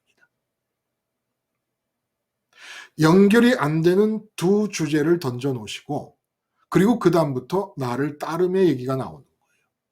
이게 연결이 안 되는 것 같은 두 주제가 어떻게 연결이 되는가라는 걸 궁금해하라고 하시듯이 예수님을 사랑함과 양을 치라는 두 상관이 없어 보이는 주제를 던져 놓으시고 나를 따르라는 얘기를 해 주심으로써 어떻게 예수님을 사랑하여 십자가에서 세상길이 끊어진 사람이 세상 밖으로 나가는 예수님의 길을 같이 따라갔을 때 양을 치는 역사가 일어나게 될 것인가를 보여주시는 겁니다. 참 어려운 구조로 되어 있어요. 그러나 참 이 세 가지 주제가 아름답게 서로 연결이 되어 있습니다. 그러면 예수님의 사랑이 확인된 다음에 당장 해야 될 급한 일은 예수님을 따르는 거예요. 이 세상 바깥으로 나가셔서 부활, 승천, 보좌, 우편까지 이제 예수님을 따라가기 위해서 십자가 단절이 일어나야 됩니다. 십자가 단절은 아까 김수희님 말씀하신 참 필요한 말씀하신 거예요. 처음에 우리가 얘기를 한 것처럼 안 보는 겁니다. 십자가를 보는 겁니다. 세상을 안 보고 십자가를 보는 거예요. 지금 내가 건강 문제가 생겼으면 내 몸에서 건강 문제가 생겼잖아요. 그런데 베드로에게 하신 말씀이 그 말씀이었다는 거예요. 네 몸은 네가 원하지 않는 대로 끌려갈 것이다. 근데 그 몸이 끌려가는 그 길을 따라가지 말아라. 예수님을 따르는데 십자가의 단절이 필요한 이유는 내 몸이 가는 길조차도 의식과 마음이 따라가면 안 되니까. 내가 아프다.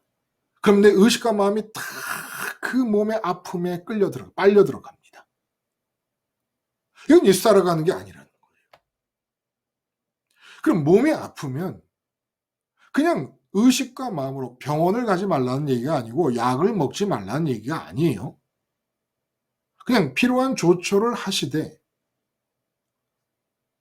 내 의식과 마음은 십자가를 바라볼 수 있습니다. 십자가를 바라보면서 내 의식과 마음이 아픈 몸이 가는 길을 따라가지 않고 단절이 일어나는 겁니다. 이게 예수 믿는 거예요. 예수님 사랑하는 거.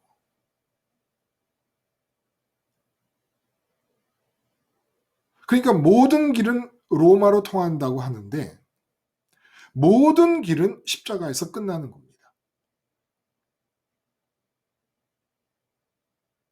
모든 길이 십자가에서 끝나고 십자가에서 새 길이 시작이 됩니다. 그 길이 세상을 가던 그 길이 이어져서 하늘로 가는 법은 없어요. 십자가로 끊어져야 됩니다. 그럼 끊는 것은 내 의식이 십자가를 보는 거예요. 돈 문제가 생겼다. 돈 문제를 안 보는 겁니다. 그냥 십자가를 보는 거예요. 예수님 십자가를 보는 거예요. 그래서 요한복음 3장 16절에 뭐라 그랬다고요? 14절, 15절 앞 두 절에 하늘에서 내려온 자 외에는 하늘에 올라간 자가 없다 말씀하시고 나서 내가 구원을 주었는데 구원이 어떻게 이루어지느냐? 모세가 장대에 구리뱀을 매달았을 때와 같이 내가 십자가에 매달릴 때 구리뱀 장대의 구리뱀을 바라본 사람이 불뱀의 독에서 나은 것처럼 십자가에 매달린 나를 바라보면 나을 것이다. 근데 그 독이 뭐라고요? 돈 문제가 생기면 내 의식이 내 몸이 처해 있는 환경을 따라갑니다. 그럼 내 의식과 내 마음에 돈이 해결되었으면 좋겠다라는 소원을 갖는 것 자체가 불뱀의 독에 물린 거라는 거예요. 그게 독에 물린 거라는 겁니다. 뱀의 독에 물린 것이 나타나는 바가 뭐예요? 뱀이 누굽니까? 하나님께 저항을 했다는 거예요. 하나님께 저항을 했어요.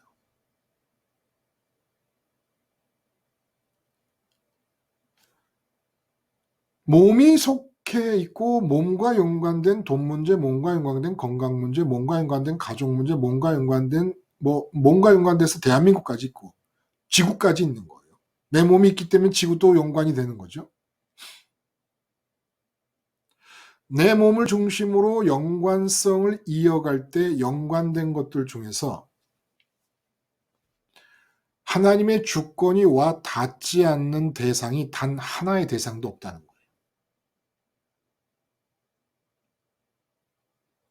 근데 그 문제를 내가 의식하고 그 문제를 마음으로 받아들여서 그 문제에 내가 길을 만들어내고 길을 생각해내고 그 길을 간다는 것은 정면으로 하나님의 주권에 저항하는 것이고 불뱀의 독에 물린 거라는 거예요. 지금 머리털부터 발끝까지 머리털도 다 세심받는다는 그 하나님의 말씀처럼 하나님의 주권이 닿지 않는 내 몸을 중심으로 연관성의 영역은 그 영역 안에 있는 대상은 하나도 없습니다.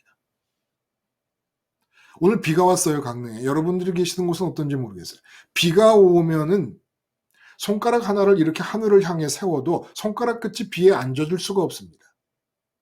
세우고 있으면 손가락 끝은 비에 안 젖습니까? 비 사이로 가만히 서 있으니까 반드시 손가락 끝도 비가 젖어요. 그런 것과 마찬가지로 하나님의 주권이 하늘에서 내려와서 여러분의 몸을 중심으로 관계의 영역 안에 포함되어 있는 그 어떤 대상에 대해서도 주권이 임하지 않는 대상이 없다는 거예요.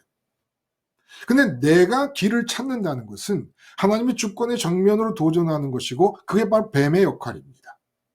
그리고 그게 불뱀의 독이라는 거예요. 내가 길을 찾고 이 세상 안에서 그 길을 가려고 하는 것이 그게 독에 물린 상태라는 겁니다. 가게 문을 열었는데 손님이 안 옵니다. 장사가 안 돼요. 그럼 내가 이걸 어떻게 해야 되느냐 고민을 합니다. 그걸 붙잡고 있다는 것 자체가 불뱀의 독에 물린 거예요. 그럼 불뱀의 독에 몰리면 어떻게 하느냐? 십자가를 보라는 겁니다. 십자가를 보라는 것은 가게 문을 열어놨는데 손님이 안 오는 상황을 의식으로 보지 말고 마음으로 보지 말고 십자가를 보라는 거예요.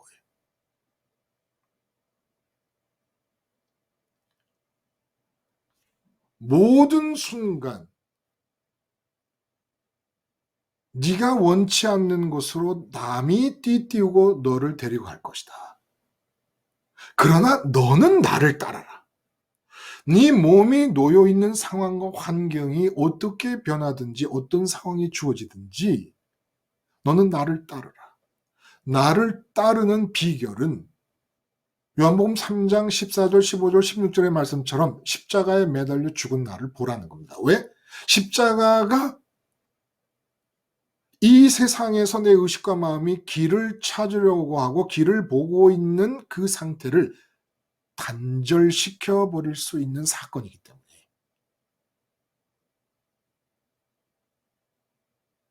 그냥 보라는 거예요. 보지 말라는 거예요. 이 세상에서의 길이 베드로가 느끼듯이 십자가 때문에 단절되게 하라는 겁니다. 아주 끊어지게 하라는 거예요. 매 순간 모든 몸과 관계된 영역 안에서 일이 일어나고 내 시선을 끄는 일이 생길 때마다 몸의 눈이 보는 것을 의식이 따라가지 말고 십자가를 보라는 거예요. 세상을 보지 말고 예수님 십자가를 보라는 거예요. 그러면 어떤 일이 일어나느냐? 이 세상에서 몸으로 접하고 몸이 아버지의 주권에 의해서 인도되어지는 모든 상황에서 몸을 따라가지 않고 내 의식과 내 마음의 시선이 십자가를 바라보고 있는 상태를 유지하면 이것이 이제 십자가에서 세상에 대해 죽었다는 자의식이라는 거예요. 이 상태를 유지하면 부활의 나라 안으로 드디어 들어가는데 깜짝 놀랄 일이 생긴다는 거예요.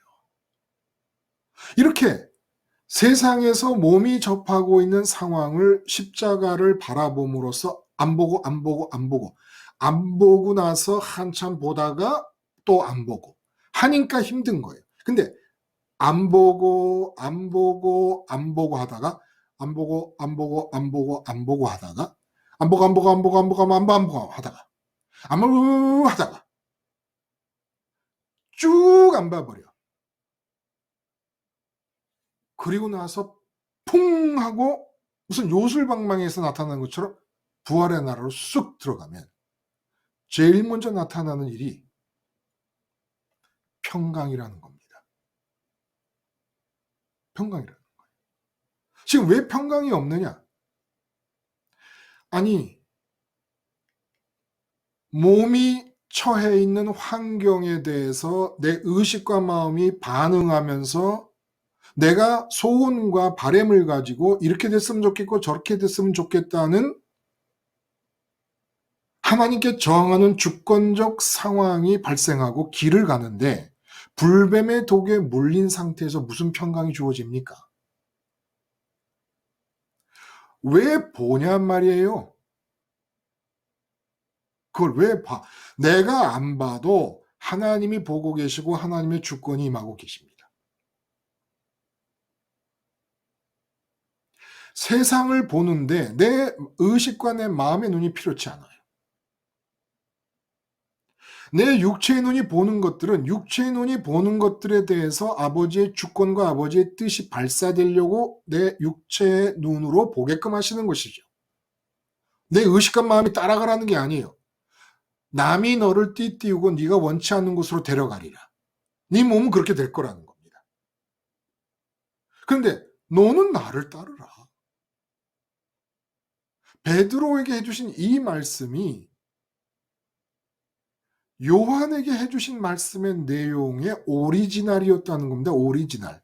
네 몸을 따라가서도 안 될 의식과 마음을 가지고 아니 네 몸 바깥에 있는 요한을 따라가고 있어? 너는 나를 따르라. 네가 무슨 상관이야? 쉽게 말하면 네 몸이 병이 걸렸다. 아니 네가 무슨 상관이야? 응? 아니 네 몸에 병이 걸렸는데 네가 무슨 상관이냐고. 요한과 무슨 상관이냐 하는 말이 똑같은 거야. 내가 네 몸을 10년을 살게 하든 20년을 살게 하든 폐암이 걸리게 하든 무슨 병이 걸리게 하든 내가 네 몸을 어떻게 하든 그 네가 무슨 상관인데? 지금 이 말씀이라는 겁니다. 여러분이 받아들이시겠어요?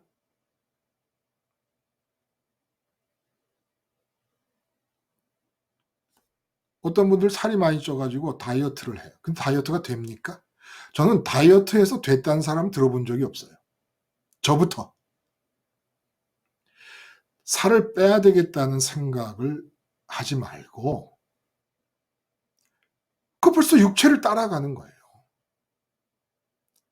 그냥 왜 봐요? 뚱뚱한 내 몸을. 십자가를 보는 것으로부터 다른 길을 가요. 예수를 따라가요. 살이 쪄서 다이어트가 필요한 사람, 그 상황에서 몸을 따를 것인가 예수를 따를 것인가 결정을 해요. 돈 문제가 생기면 몸이 만나는 돈 문제를 따라갈 것인가 예수를 따라갈 것인가 결정하라는 겁니다. 돈 문제가 사업이 안 돼요. 그럼 예수님께서 오셔서 그렇게 하시는 거예요. 말씀을. 아니 네가 하는 사업에 돈이 안 벌리는데 그게 왜 너와 네가 무슨 상관인데 거기? 왜 이런 말씀을 하십니까? 돈이 안 벌리는데 그렇다고 네가 무슨 상관이냐? 장기용님 왜 이런 말씀을 하시는 거죠? 예수님이?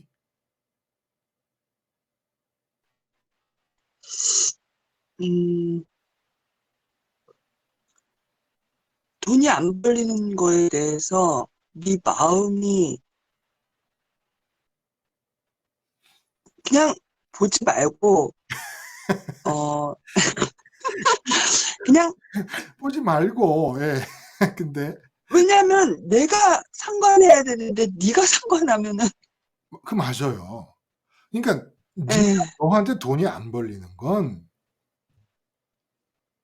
네가 상관할 일이 아니라는 거예요. 근데 왜 상관하느냐 하면 아 내가 돈이 안 벌리게 게을렀나? 왜냐면 세상 사람들이 말하니까. 부지런한 새 모이를 더 많이 먹는다고, 아침 일찍 일어나서 일하는 모습 평생 굶지 않는다는 말 속담까지 동원해가지고, 내가 부지런하지 않았기 때문이다. 내가 돈 버는 일에서 좀 더 주도 면밀하지 않았기 때문이다. 내가 돈 버는데 전문가를 활용하지 않았기 때문이다. 세상 사람들 이렇게 생각을 해버리는 거예요. 근데 예수님이 뭐라고 하시냐면, 야, 네가 돈 벌고 안 버는 게 그거 무슨 상관이냐, 네가. 네 의식과 마음으로 상관할 일이야, 그게?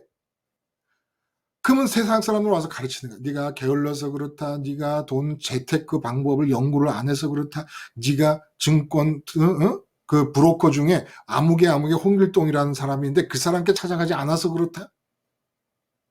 세상은 그렇게 얘기를 해요. 근데 주님은 뭐라고 얘기하시냐면, 너 돈 안 벌린 거는 증권 브로커를 잘못 만났기 때문도 아니고, 네가 게을렀기 때문도 아니고, 네가 못났기 때문도 아니고, 원래 너하고는 상관이 없는 일이야. 근데 네가 자꾸 돈을 따라가니까, 네가 돈을 따라가는데 네가 원하는 대로 다 되게 되잖아. 그러면 어떻게 되면 넌 지옥으로 쓱 빠져들어가 버리니까, 내가 지금 네가 돈 따라가는 길을 막고 있느라고 안 되는 거야. 이 돈이 안 벌리는 이 문제를 해결할 수 있는 길은 십자가로 돈 따라가는 길을 끊어버려라. 베드로가 십자가를 보고 너무너무 무서워가지고 그 충격 속에서 예수님을 부인한 것 같이, 돈과 관계되는 모든 생각의 길과 소원의 길과 바람의 길, 돈이 이렇게 됐으면 좋겠다, 저렇게 됐으면 좋겠다, 모든 바람의 길을 십자가로 끊어버리라는 겁니다. 원래 너라면 상관이 없다는 거예요. 건강에 문제가 생겨, 네 몸이 하나라도 머리부터 발끝까지 네가 상관을 한 적이 있냐? 네 몸이 태어날 때까지? 그럼 네 엄마가 상관을 했냐? 네 아빠가 상관을 했냐? 네 모습이 너 지금 이 모습으로 태어났는데 누가 간섭을 했냐?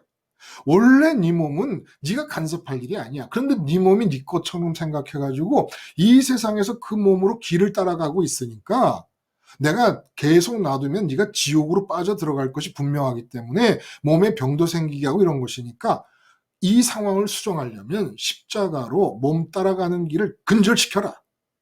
이게 요한복음의 결론입니다. 네가 무슨 상관인데? 응? 너의 돈 문제, 너의 건강 문제, 너의 자녀 문제, 너의 이 세상에서 몇 년을 살 것인지 말 것인지, 응? 네 사업이 어떻게 되고 말고, 이 나라가 어떻게 되고 말고, 그게 지금 너랑 무슨 상관인데? 너는 나를 따라. 십자가에 달려 죽은 나를 보고 너는 나를 따라와. 요한복음이 얘기하는 거예요. 예수 믿는다는 거, 십자가를 바라보는 거라고 요한복음 3장 14, 15, 16절에서 말씀하십니다. 그리고 그 예수님을 바라보는 것을 예수 따름으로 마지막에 다시 한번 언급을 하십니다. 예수 따르는 게 뭐냐? 세상 안 보고 예수 십자가 본다, 십자가 본다 하다가, 본다 하다가, 본다 하다가, 본다 하는 겁니다. 계속 보는 겁니다. 그러면 풍 하고 아기가 엄마 뱃속에서 태어나듯이 부활의 나라로 태어난다는 거예요. 세상 밖으로 완전히 빠져나간다는 겁니다. 어머니 뱃속에서 나와가지고 탯줄을 끊지 못하고 있는 상태, 아기와 같은 상태로 우리가 십자가 생활화를 지금 하고 있는 거예요. 예수님을 보는 것, 세상을 안 보는 게, 안 본다 세상을, 그게 지금 안 본다 정도로 와 있는 사람도 있고, 안 본다 이 정도 와 있는 사람과 안 본다라는 사람이 뭐 몇 사람 되겠습니까? 또 십자가를 보는 것도 마찬가지예요. 본다 정도로라도 보고 있지를 못하니까 탯줄이 끊어지질 않고 있는 겁니다. 그러니까 평강 말을 하는데 이 평강이라는 게 도무지 무슨 얘기인지를 모르겠는 거예요. 계속 불안하고 두렵고 떨리고 걱정되고, 왜 이럴까 도대체? 왜 이러긴 왜 이래? 십자가로 세상을 향해 뻗어가는 내 의식과 마음의 길이 근절되고 단절되지 않고 있기 때문이죠. 하여간 세상을 향하여 여러분들 마음속에 평강이 없다 그러면 무조건 하고 세상에 대한 바람이 있기 때문입니다. 그 바람의 길이 막히고 있기 때문이에요. 그리고 길이 막히면 무조건 감사할 일인 겁니다. 이 세상에 대한 소원의 길이 막히고 이 세상에 대한 욕구의 길이 막히잖아요. 대박인 거예요. 대박인 거예요. 그 소원대로 욕구한 대로 열리잖아요. 위험천만인 거예요. 위험천만인 거예요. 세상에 머물러 있는 상태에서는 어떻게든지 막혀야 됩니다. 여러분이 원하고 소원하는 것들이 무조건 안 들어져야 돼요. 그래야 대박이에요. 세상에 머물러 있는데 여러분의 소원대로 다 된다. 이거는 진짜 버리신 거예요. 그냥 지옥으로 끝나는 겁니다. 그냥 곧장 쭉 들어가는 거예요. 거침없이. 예수님이 부활하신 상태에서 제자들에게 처음 나타나셨을 때 처음 하신 말씀이 평강이 있을지어다. 우리가 옛날에, 요즘은 달라졌어요. 미국에 갔다 온다 그러면 미국의 특징을 나타낼 수 있는 선물을 한 보따리 사갖고 왔어야 됐습니다. 그러면 미국에 갔다 오면은 동네 사람들이 다 모여. 그러면 가까운 등급대로 큰 선물부터 뭐 C등급은 좀 작은 선물, D등급은 더 작은 선물, 마지막에는 뭐 엽서 카드 하나라도 미국을 나타낼 수 있는 특징을 나타내는 거예요. 근데 예수님이 부활의 나라에 있어요. 부활의 나라에 계시면서 제자들에게 나타나십니다. 그러면 부활의 나라의 특산물을 주셔야 될 거 아닙니까? 그럼 부활의 나라의 특산물이 뭐예요? 평강이에요. 평강. 평강. 그러니까 부활의 나라, 미국에 갔다가 한국에 오는 사람이 미국의 특산물, 미국의 냄새가 나는 것을 갖다 선물로 주듯이 부활의 나라에서 40일 동안 머물고 계시는 중에 제자들에게 나타나셨으니까 그 부활의 나라와 세상 나라의 차이가 세상이 주지 아니하는 평강.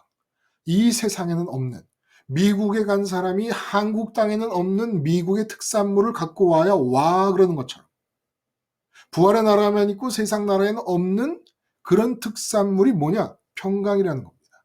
근데 부활의 나라는 말씀드린 것처럼 세상과 함께 병존하면서 세상을 살 수 있는 나라인 거예요.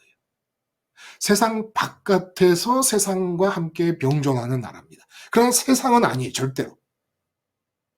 그러니까 세상에 속한 제자들에게 세상에 속하지 않은 부활의 나라에 있는 예수님이 나타나실 때 부활의 나라의 특산물을 딱 주셨다는 거예요. 평강이란 말, 이 말은 에이레네라는 평화라는 말인데 이 평화는 천국에는 없는 단어입니다.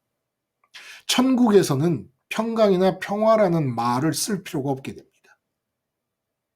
평강이라는 말은 세상과 비교해서 상대적으로 세상과 비교하는 상태에서 의미가 있는 말이 평강이라는 거예요. 세상 바깥에서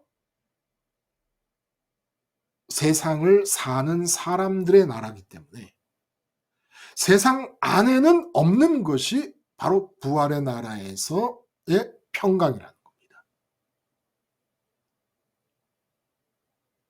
이 평강이 그냥 예수님이 멋있으려고 아니면 뭐 유대인들이 샬롬 하는 샬롬이 평화라는 말이잖아요. 그런 상투적인 인사말로 너희에게 평강이 있을지어다 하신 게 아니라는 겁니다. 그렇게 샬롬하고 안녕하세요 하는데 그 안녕이라는 것, 그 평강이라는 것은 이 세상에 없어요.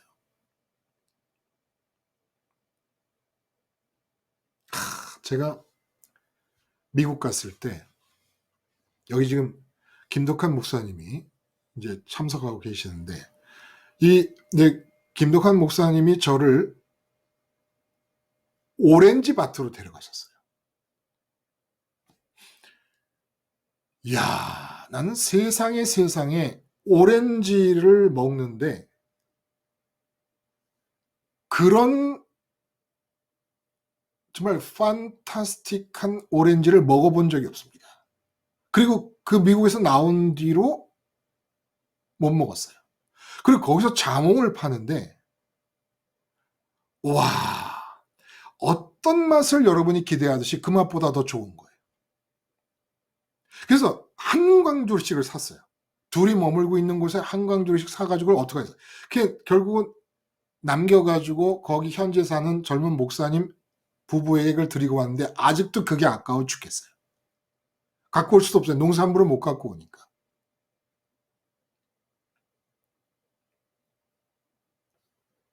부활의 나라가 바로 이렇게 세상에서는 맛볼 수 없는 평강이 기다리고 있는 나라라는 겁니다. 평강이. 왜? 세상 부활의 나라에 들어간 사람들은 아직 몸이 죽지 않았기 때문에 세상을 살아야 되는 거예요. 살아야 되는데 그 세상을 살 때 가장 두드러진 특징이 이 세상에는 존재하지 않는 평화가 이 부활의 나라 안에 들어가서 세상을 살아가는 사람들에게 있다는 거예요. 근데 왜 우리는 이 평화를 그렇게 못 누리고 평강을 못 누리고 있느냐? 예수님의 십자가를 바라봄, 세상을 안 바라봄이 너무 띄엄띄엄 점선으로 간헐적으로 이루어지고 있기 때문에 완전히 세상에서 모든 길이 다 절단이 되고 단절이 되고 십자가를 출발점으로 해서 무덤과 부활로 이어지는 예수님의 길을 따르지 않고 있기 때문이라는 겁니다. 따르지 않고 있기 때문이라는 거예요. 그래서 예수님께서 네가 나를 사랑하느냐? 세상의 길이 다 막히고 십자가에서 절단이 되는데 그래도 나를 사랑하느냐? 사랑합니다. 그래. 세상 길이 다 끝났는데도 네가 나를 사랑하면 이제 그러면 나랑 같이 가자. 그래서 오순절에 같이 가는 곳이 부활의 나라였습니다. 부활의 나라에 갈 것을 알고 하신 말씀이 뭐예요? 내 양을 먹이라. 내 양을 치라. 하신 말씀이에요. 내 양이 누굽니까? 지금 기독교 종교인들 속에 숨어 있습니다. 예수님의 양이. 그리고 세상 속에 숨겨져 있습니다. 내가 부활의 나라에 들어가서 십자가를 보고가 아니라 보고 하면서 사는 동안에 만나는 사람들 중에 기독교 종교인이든 세상 사람들이든 거기에 예수님의 양이 있습니다. 나는 부활의 나라에 있어요. 근데 내가 만난 사람 중에 돈 문제로, 건강 문제로, 자식 문제로 이 세상의 문제 때문에 문제 속에 파묻혀서 길을 찾고 있는 사람이 있습니다. 부활의 나라에 들어간 사람으로서 공자도 석가모니도 마호메트도 소크라테스도 이 세상의 그 어떤 전문가, 그 어떤 사상가도 제시할 수 없는 진리의 길, 구원의 길을 나만이 제시할 수 있습니다. 지금 내가 그 사람에게 부활의 나라에 들어와 있는 상태에서 그 사람에게 부활의 나라로 예수님이 부활의 나라에 있으면서 베드로와 제자들이 세상 나라에 있을 때 나를 따르라 하신 것처럼 그렇게 부활의 나라로 예수님을 따라 들어오라고 내가 말하지 않으면 그 사람은 영원히 부활의 나라라는 게 있는 것도 모르고 말 수밖에 없게 되어버립니다. 물론 이것도 예수님의 지시를 따르는 거예요. 근본적으로 내가 자의로 무슨 난 전도왕이 될래 해가지고 아무나 붙잡고 할 수 있는 건 아닙니다. 그러나 분명한 것은 나의 위치가 그렇다는 거예요. 위치가 그렇다고 해도 지시를 따를 것이지만 내 위치가 부활의 나라에 있는 사람들의 위치라는 게 그런 위치가 된다는 겁니다.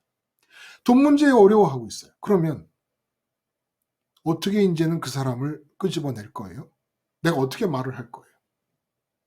그 사람의 의식과 그 사람의 마음은 이 세상에서 돈 문제가 없어질 길을 찾고 있습니다. 거기에 십자가로 단절을 일으키는 거예요. 십자가로 끊어내는 겁니다. 그리고 돈 문제가 있는 세상 밖으로 나와! 라는 말을 던지는 겁니다. 던지는 거예요. 그렇게 해서 십자가를 통하여 이 세상의 길이 끊어지는 상황을 받아들이면 유전자가 예수님을 사랑하는 사람이에요. 물론 받아들이는 것도 첫 번에 안 받아들여도 10번 만에 받아들이고, 어떤 사람은 말씀드렸잖아요. 8년 만에 받아들인 사람도 있어요. 8년 만에. 같은 직장에 있으니까 매일 얘기하고 볼 때마다 얘기를 했는데 8년 만에 받아들인 사람도 있으니까, 한 번 안 받아들였다고 예수님의 양이다 아니다를 판단할 수는 없는 거죠. 우리는 그냥 내가 부활의 나라에 있는 사람으로서 내 실존의 상태로부터 할 수 있는 얘기를 하는 거예요.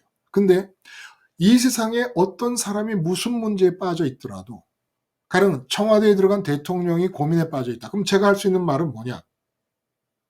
대통령 자리에서 갈 수 있는 길을 찾지 말고 대통령 자리로부터 뻗어가는 모든 길을 십자가로 단절시켜라. 그리고 대통령 자리가 포함되어 있고 대통령으로서 풀어야 될 문제가 산적해 있는 세상을 빠져나와라.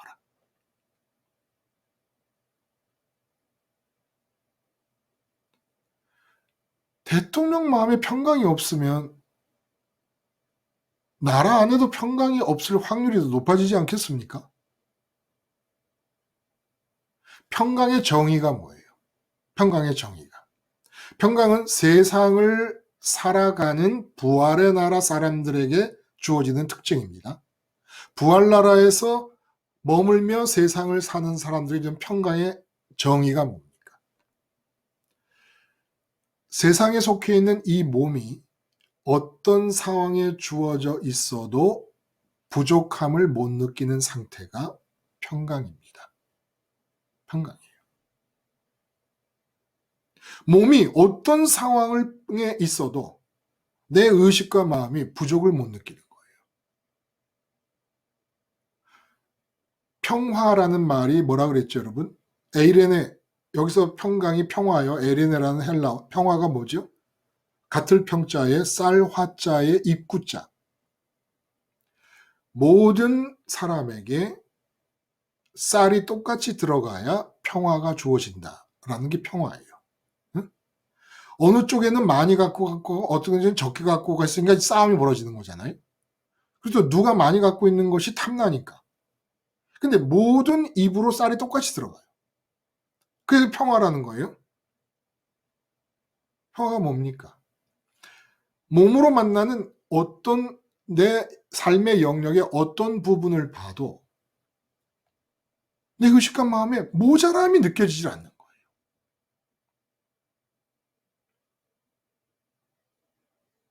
그 평강입니다. 세상을 살아야 되기 때문에 세상과 관계 속에서 평강을 얘기해 보는 거예요. 세상과 무관할 수가 없으니까. 그러나 십자가로 세상의 모든 길이 끊어지고 길이 세상 밖으로 나 있는 예수님의 길을 따라 부활의 나라에 이르게 되면 이 세상과의 관계에서 평강과 평화가 의미가 있는 거예요. 천국에 들어가면 평화가 어디고 평화 아닌 상태가 있어요? 평화 아닌 상태가 있어야 평화라는 말이 의미가 있잖아요. 천국에는 평화라는 말이 무색해지는 겁니다. 어디다 대고 평화를 얘기해? 천국에서. 감히. 세상과 같이 있으니까 평화가 의미가 있는 거예요. 그 평강의 의미가 뭐냐? 스테반 집사님처럼 이 세상에서 내 몸이 돌에 맞아 죽어도 도대체 이 양반의 의식과 마음은 뭐 부족함을 못 느끼는 거예요. 자기 자신이. 부족함을 못 느끼면서 부족함을 느낀다고 한 것은 저들에게 죄가 있구나. 저 죄를 용서해 주셔서 저들의 부족함이 저들에게 그대로 효과를 나타내지 않게 해주세요. 이러고 계시는 거예요. 그러니까 양을 친다고 하는 것이 양을 먹이는다고 하는 말이고 뭘로 먹일 거예요? 뭘로? 이 부활의 나라가 바로 푸른 초장입니다. 세상에 대해서는 아무런 부족을 못 느끼는 상태에서 그래도 내 마음은 안 채워져 있잖아요. 세상에 대해서 부족을 안 느낀다는 거예요.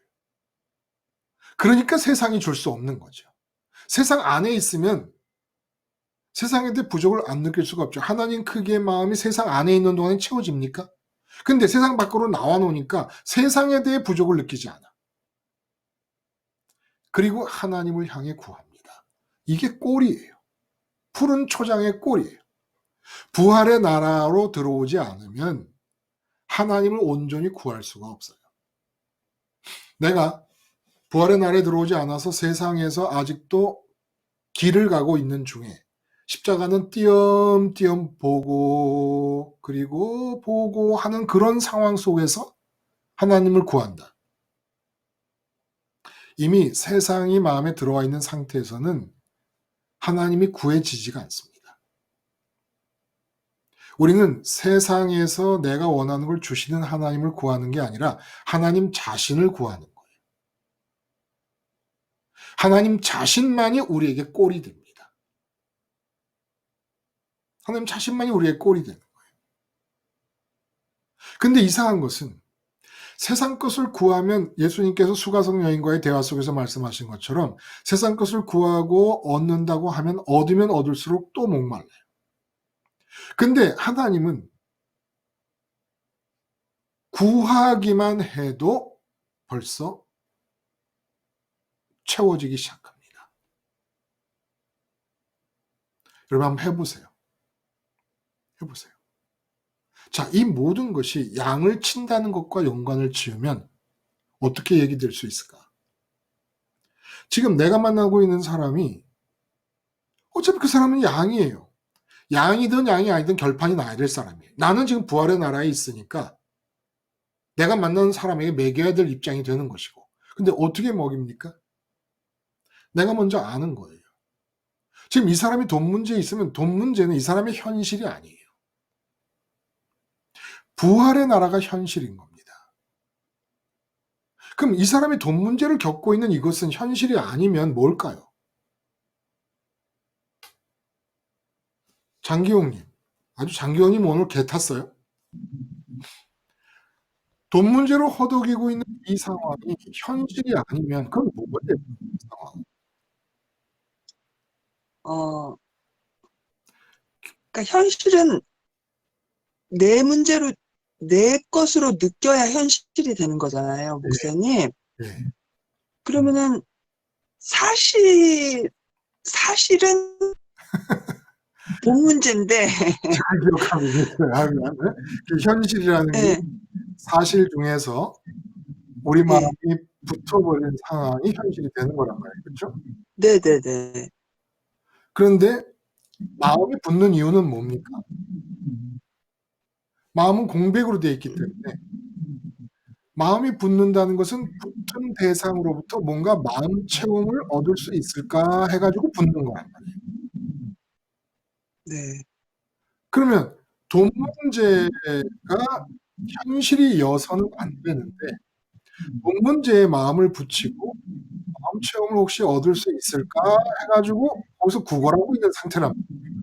내가 보고 있는 사람이 내가 보낸 나라에서 볼 때. 그러면 이 사람에게 진짜 마음이 가서 붙어가지고 마음을 채울 수 있는 현실이 될 수 있는 것은 십자가를 통하여 장기용이 이제 마이크를 꺾어주셔도 되겠습니다.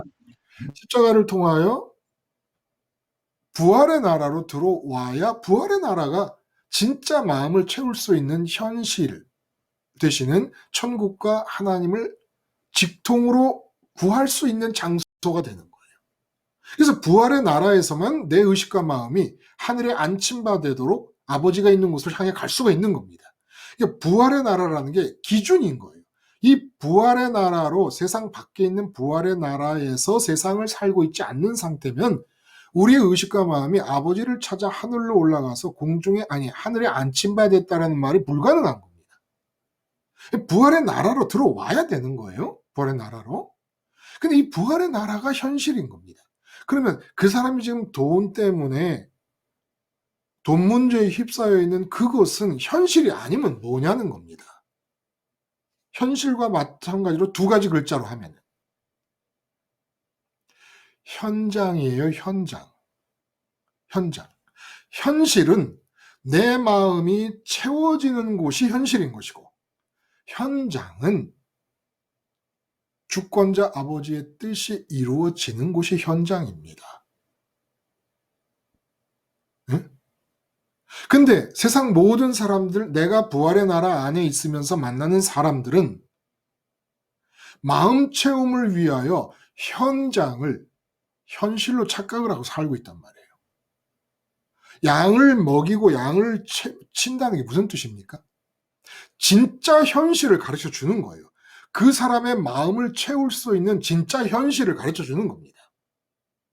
그래서 가짜 현실을 속에서 헤매고 있는 현장을 현실로 알고 있고, 현장을 현실로 알고 있으면 어떻게 됩니까?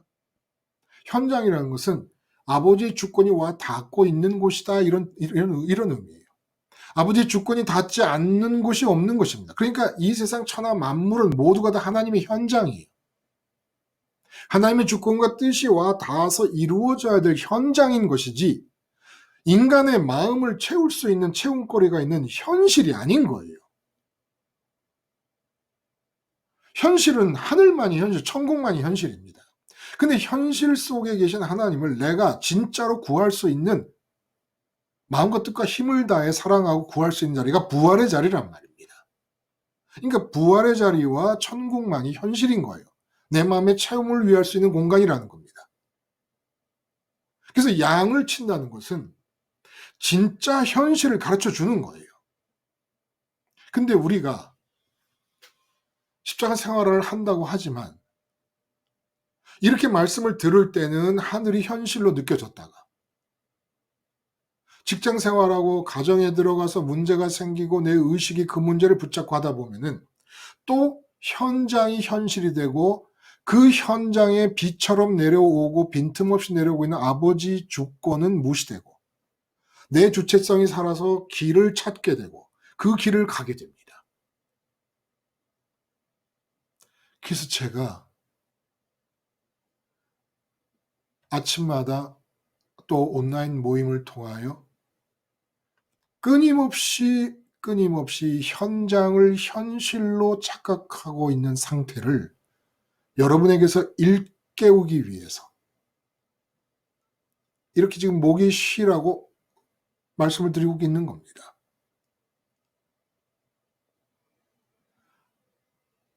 하루 지나면 세상이 현실이 돼버려요. 그것은 현장이에요. 아버지의 주권이 내려오고 있고 아버지의 뜻이 이루어져야 될 현장이고, 나를 통해 필요하다면 아버지의 지시를 통해 내가 움직이면 될 것입니다. 그곳에서는 내 마음을 붙이고 내 마음의 공간, 빈 공간을 채울 수 있는 채움거리가 없는 거예요. 그런데 이틀 살고 하루 살면 또 말씀을 듣다 보면 또 그런 사람들이 있어요. 뭐 맨날 똑같아. 맨날 똑같아. 뭐가 똑같아요? 응? 여러분은 또 세상에서 나자빠져 있는데, 또 세상을 의식과 마음에 잔뜩 끌어안고 불뱀의 독에 물려서 현장을 현실로 착각하고 있고, 그러면서 꼴이 아니라 독초를 먹고 있는데 뭐가 똑같다는 겁니까? 응? 어제 먹은 독초에 대해 십자가를 얘기할 때와 오늘 먹은 독초에 대해서 십자가를 얘기할 때 똑같은 십자가예요, 그게? 그러니까 십자가를 현장에서 바라봄으로써 불뱀의 독을 중화시키고 길을 단절해서 세상을 빠져나올 실제 십자가를 바라보는 일을 하지 않는 사람들이 맨날 똑같은 설교한다고 그러고 있는 거예요. 옛날에는 제가 주눅이 들었었거든요. 똑같은 설교만 한다고 하면은 자신이 없어지고 주눅이 들었어요. 근데 이제는 아주 정말 웃기는 거예요. 응? 저도 그렇고 여러분도 그렇고 우리 모두가 주제를 알아야죠. 우리 어떤 사람들입니까? 여차하면 세상이 현실로 바뀌는 사람들이에요. 여차하면. 제가 아주 가능하다면 여러분들 귀에다가 뭔가 이렇게 도구를 꽂아가지고 24시간 십자가를 바라보라, 십자가를 바라보라, 십자가를 바라보라라는 얘기를 여러분 귀에 대고 제 음성으로 녹음한 거를 24시간 틀어놓고 싶을 심정입니다. 물론 저한테도 꽂고. 이게 양을 치는 거예요. 양을 먹이는 겁니다. 끊임없이 마음이 먹어야 될 진짜 현실이 세상 바깥의 부활의 나라에 들어와야만 가능하다는 사실을 끊임없이 일깨우는 거예요. 제가 말씀드렸잖아요. 세상의 이치에 대해서는 하나 가르치면 열을 배우는 사람이 있어요. 하나 가르치면 둘 알고 셋 아는 사람이 있어요. 근데 이 영적인 문제에 대해서는 참 신통해요. 10번을 가르쳐서 한 번 깨닫는 사람을 보기가 쉽지 않아요.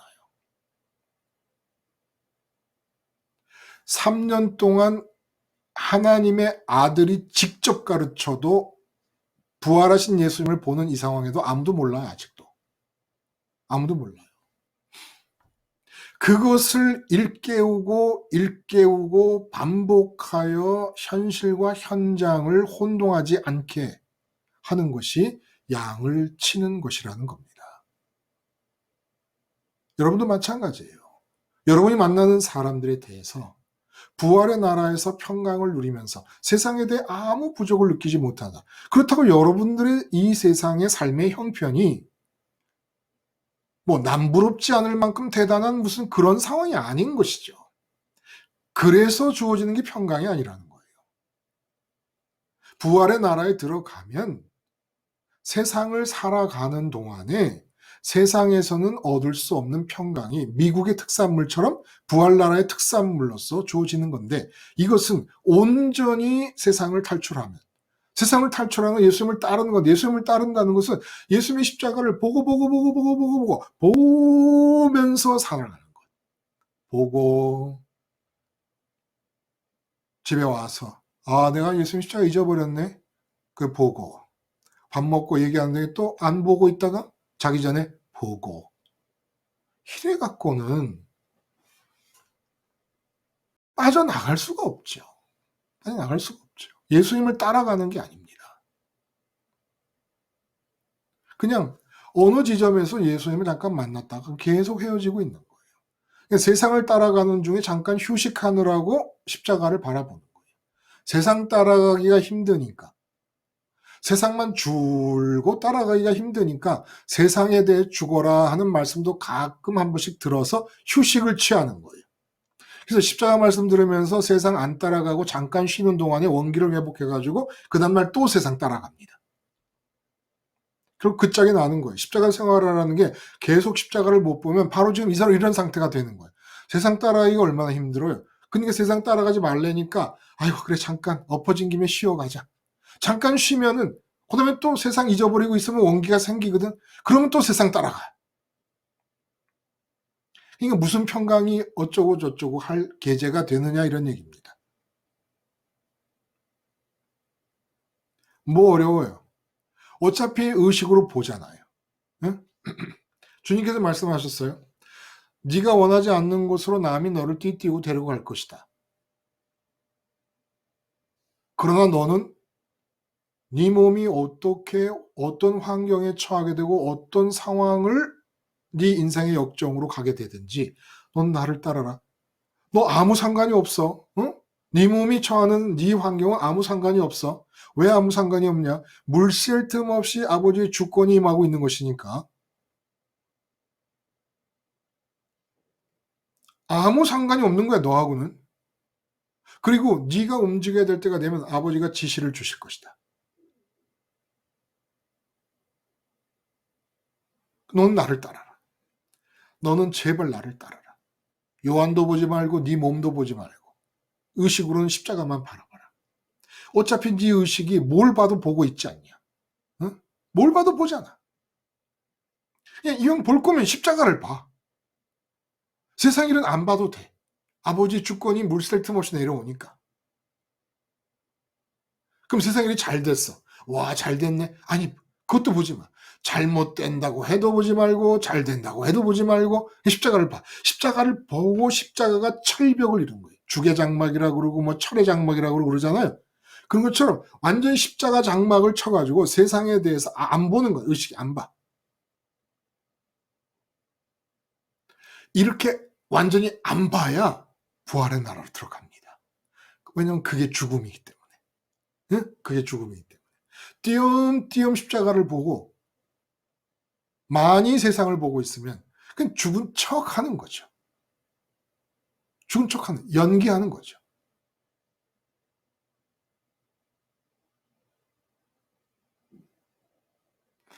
그렇게 세상을 안 보기에는 아직도 세상에 좋은 것이 많은데, 그럼 뭐 방법은 하나예요. 정말 예수님의 양이면 좀 더 혼이 나야지요. 그 좋아하는 세상 것, 그 좋아하는 세상 것을 향해서 달려가는 여러분의 의식과 마음의 길들이 막히고 끊기고 방해를 받고 뒤집혀지고 난리를 치면서 좀 더 혼이 나야 더 이상 이 세상의 길은 갈 것이 아니구나. 욕구로 가는 길, 소원하며 가는 길, 바라면서 가는 길. 이 길은 더 이상 바래도 안 되고 소원해도 안 되고. 그래서 저는 여러분 이상한 습관이 생겼습니다. 요즘 제가 무엇을 세상에 대해서 나도 모르게 바랄 때가 있어요. 나도 모르게 이건 이렇게 됐으면 좋겠는데, 그거 뭐 평생 바라고 살던 거니까 자동적으로 바랄 때가 있어요. 내가 바란 그것은 반드시 안 이루어지고, 그리고 바랬다는 것 자체가, 안 이루어지는 게 문제가 아니라 바랬다는 것 자체가 무섭습니다. 이제 제가 이 세상에 대해서 뭔가를 바라잖아요. 나도 모르게 바라잖아요. 그 바라는 것 자체가 제일 무서운 거예요. 이게 딱 내가 경직이 되도록 무섭습니다. 왜? 하나님의 주권에 대해 칼을 들이대는 거거든. 내가 뭘 바란다는 게. 그게 선악과를 따먹은 결과가 나타나는 거거든요. 응? 그 얼마나 무서운 거예요. 하나님의 주권이 물샐 틈 없이 내려오고 있는데 거기다 대고 칼을 들이대는 겁니다. 나의 바람이 이 세상의 평면을 향해 나간다는 건 수직으로 내려오는 하나님의 주권에 대해서 90도로 이 마음에 칼을 쳐내는 거예요. 아버지의 주권을. 아직도 세상에 미련이 많이 남고 세상 좋은 것이 많아서 내가 바라야 되겠고 내가 그걸 이루어야 되겠다는 생각이 나면, 말씀드린 대로 여러분이 하나님의 어린 양이나 예수님의 양이 아니면 하나님께서 그렇게 허락해 주실 수 있어요. 근데 하나님께서 허락하지 않으셔서 바라는 것마다 자꾸 안 되고 막히고 그러면 대박인 줄 알고 감사하시고, 그러나 그런 대박은 좀 빨리 끝나야 될 대박 아니에요? 응? 바라고 소원하는 게 이루어지는 것에 비해서 대박이지만, 아예 바람이 없는 것보다는 못 대박이잖아요. 그건 부대박이고 미대박 아닙니까? 그 대박은, 진짜 대박은 바라는 게 없는 거예요. 십자가에서 바람을 통해 가는 길, 바람이 나가잖아요, 세상. 그게 길이거든요. 욕구의 길, 소원의 길이 십자가에서 단절돼 버리는 겁니다. 근데 뭐 여러분이 땀 한 방울 흘려요? 십자가 보는데? 여러분이 돈 들어요? 뭐가 힘든 겁니까? 정말 얌체 같아, 다들. 아니, 예수님이 십자가 보는데 돈이 들어요? 노력이 필요해요? 뭐 많은 학식이 필요합니까? 자격이 필요합니까? 땀이 나요? 뭐 안 돼요, 안 돼요. 아니, 돈 버는 것처럼 안 됐을까, 세상에? 자식을 내 맘대로 키우는 것처럼 안 됐을까? 건강하게 오래 사는 것처럼 힘든 일이 세상에 있을까? 그런 것들은 다 아무 소리 안 하고 땀 뻘뻘 흘려가면서 기진맥진할 정도로 애를 쓰고 살아가면서 예수님 십자가 보라는데 힘들대. 정말 얌체머리 없는 거예요. 어? 얌체머리가 이상한 데 없는 거예요. 세상을 빠져나오는데 얌체머리가 없어야 되는데 십자가 바라보는 게 힘들다는 얌체머리 없는 소리를 해대는 겁니다.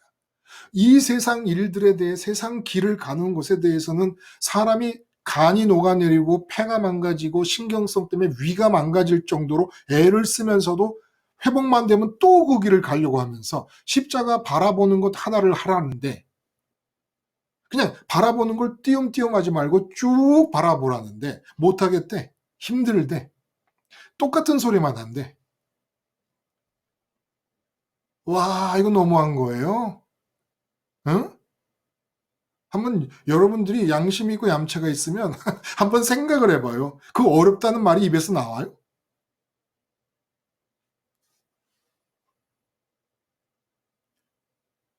요한복음 마지막이 모세가 구리뱀을 든 것처럼 인자가 들려야 하리니 저를 믿는 자, 저를 보는 자는 구원을 얻으리라. 그래서 예수님의 십자가를 바라보면 구원의 내용이 뭐냐? 예수님을 따라서 세상을 나가고 부활의 나라에 이른다는 것입니다. 부활의 나라에 이르면 세상을 살아야 되는 입장에서 볼 때 세상에는 없는, 세상을 사는데 세상에 없는 평강이 있습니다. 그 평강 속에서 아버지를 마음껏 구하며 살아갈 때 이미 그 믿음과 소망 안에서 믿음 안에서 아버지를 갖게 됩니다. 믿음 안에서. 거기에 자유가 있고 거기에 채움이 있고 거기에 기쁨과 감사가 있는 거예요.